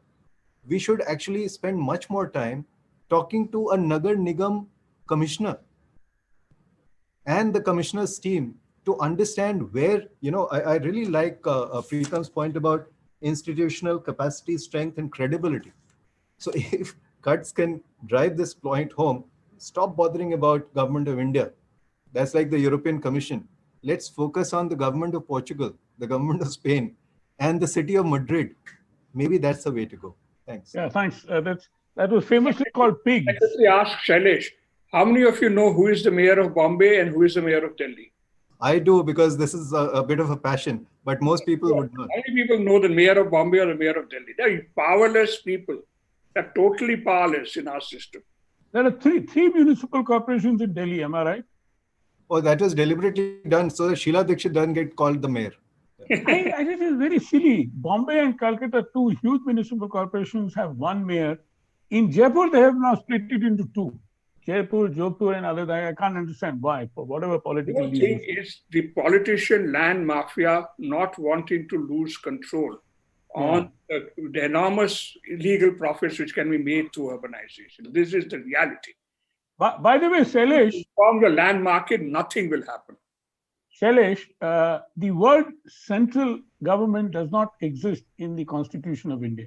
Well, it is not the central public What service. I'm saying is, it is The throughout, UPSC. Yeah. throughout the Constitution of India, it only talks about union government. So I wish I got $1 for every time someone mentions central government. I'd be a millionaire. Indira, for your last remarks. Thank you. I've heard all the previous speakers and I have reactions to all of them, but I don't have the time to express myself on those. But let me reiterate what I was saying earlier. I totally agree with you that the Constitution refers to the Union of States and the Union government, but popularly it's called the central government, and appropriately, because it is terribly important.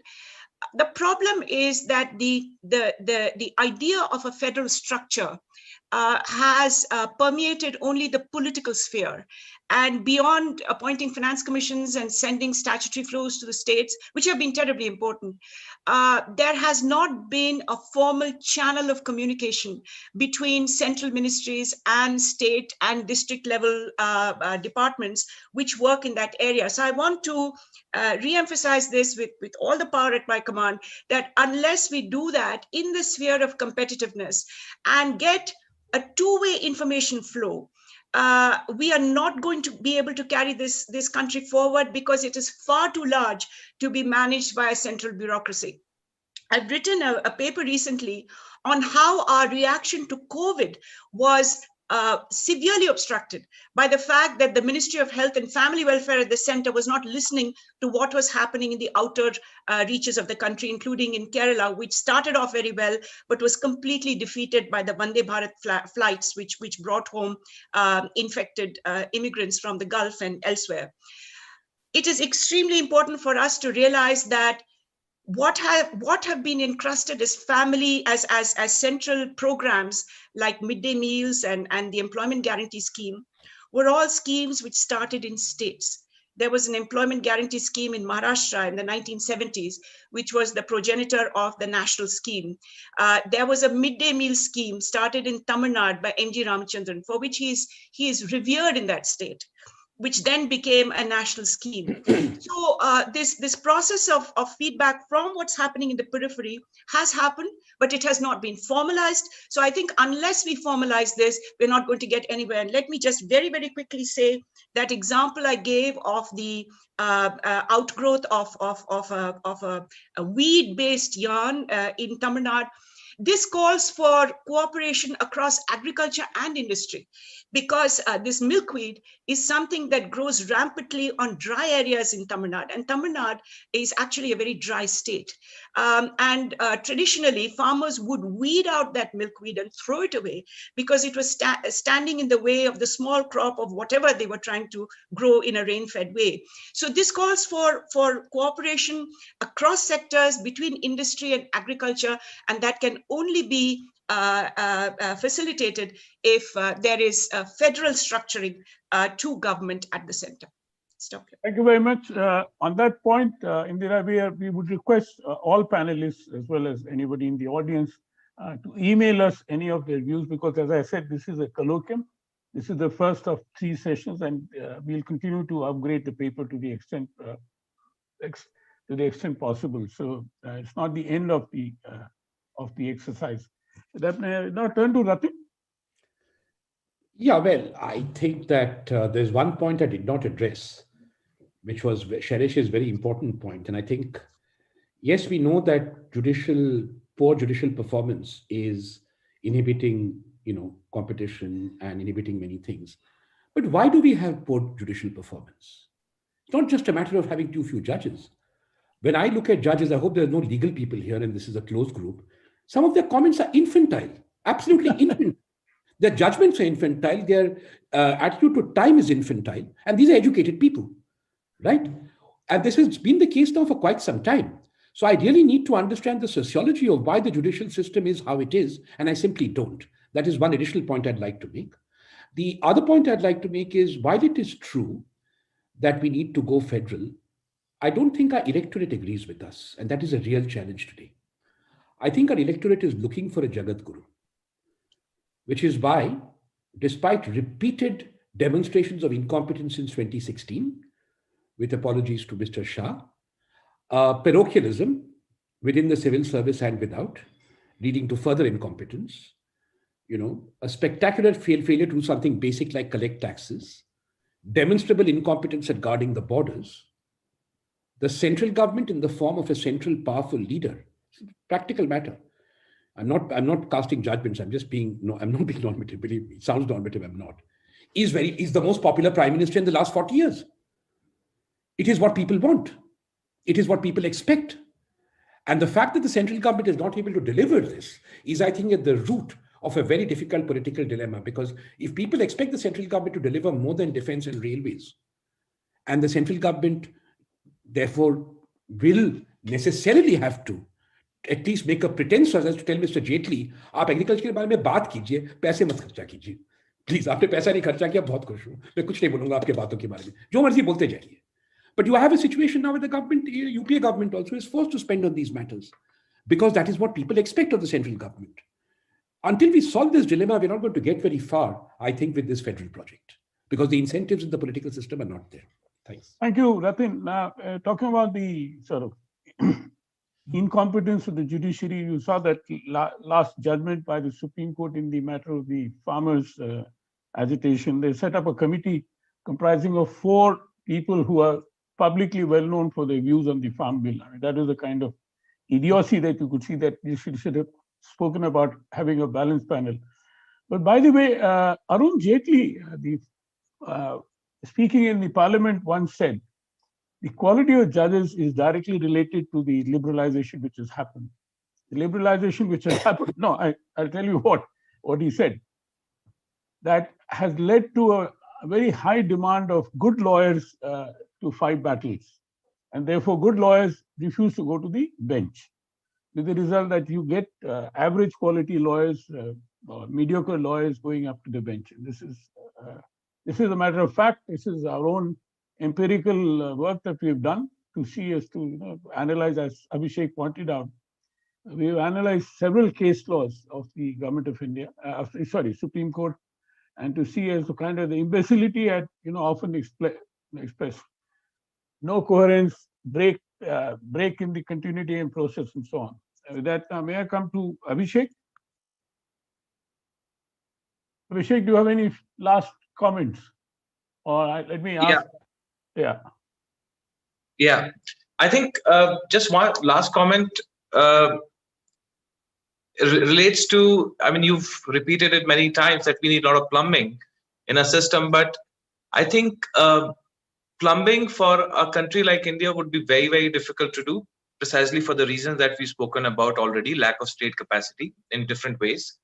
So I don't think that definitely we have plenty of laws and regulations, but I don't think we have the right kind of policy structure to take on the kind of problems that we are dealing with currently. So if we rely on a larger policy framework, which is reinformed through the experiences from the ground, then I think that will partly address the problem of state capacity. And hence, we would not have to rely so much on the government doing plumbing here and there, but working in the larger policy framework. Yeah. Thank you. Thank you. May I also now request all panelists that our next session is on 17th of February. You will be getting information, and we request you to be there in order to maintain the continuity in these discussions. May I now request Bipul Chatterjee to propose a vote of thanks from Kutch. Bipul? Thank you, Mr. Mehta. I think it was quite rich in content. I'll be very brief. First of all, let me thank all of you for the points that you have made. Each and every one of them are important, and I assure you that we are going to take them into account as we draft this white paper that Mr. Mehta has talked about in his initial remarks. And as we make progress, we are going to revise that white paper with inputs like this. So I'm not going to summarize, except just to thank all of you once again. But one or two points which I would like to make. First, I think we have to have a long-term vision, at least a 30-year vision for many of these changes to take place. India in 2050, centenary year of our republic. Number two, it is absolutely clear that government cannot do several things or everything that government is doing. Rather, government should not do. But that brings me to the final point, which I would like to make here today, is that we need to improve the quality of governance. And this point has come up again and again and again at all levels, union, state, and local governments. That requires a massive capacity building program. Who is going to do it? My personal opinion is that government should not do it. In that case, who is going to do it? That's something which you need to think about. So with that, on that note, let me also join Mr. Mehta in thanking you, and also to request you to join us in this series of programs which we are going to do over the next couple of months, February and March. And we're then going to come out with a white paper. How are we going to take it forward? That's something which you need to think a little bit more. But one thing which I can assure you, that it's going to be a white paper and not a colorful white paper. As things stands today, the implementation challenges that we have, that's where we are going to focus our energy. So thank you, and over to you.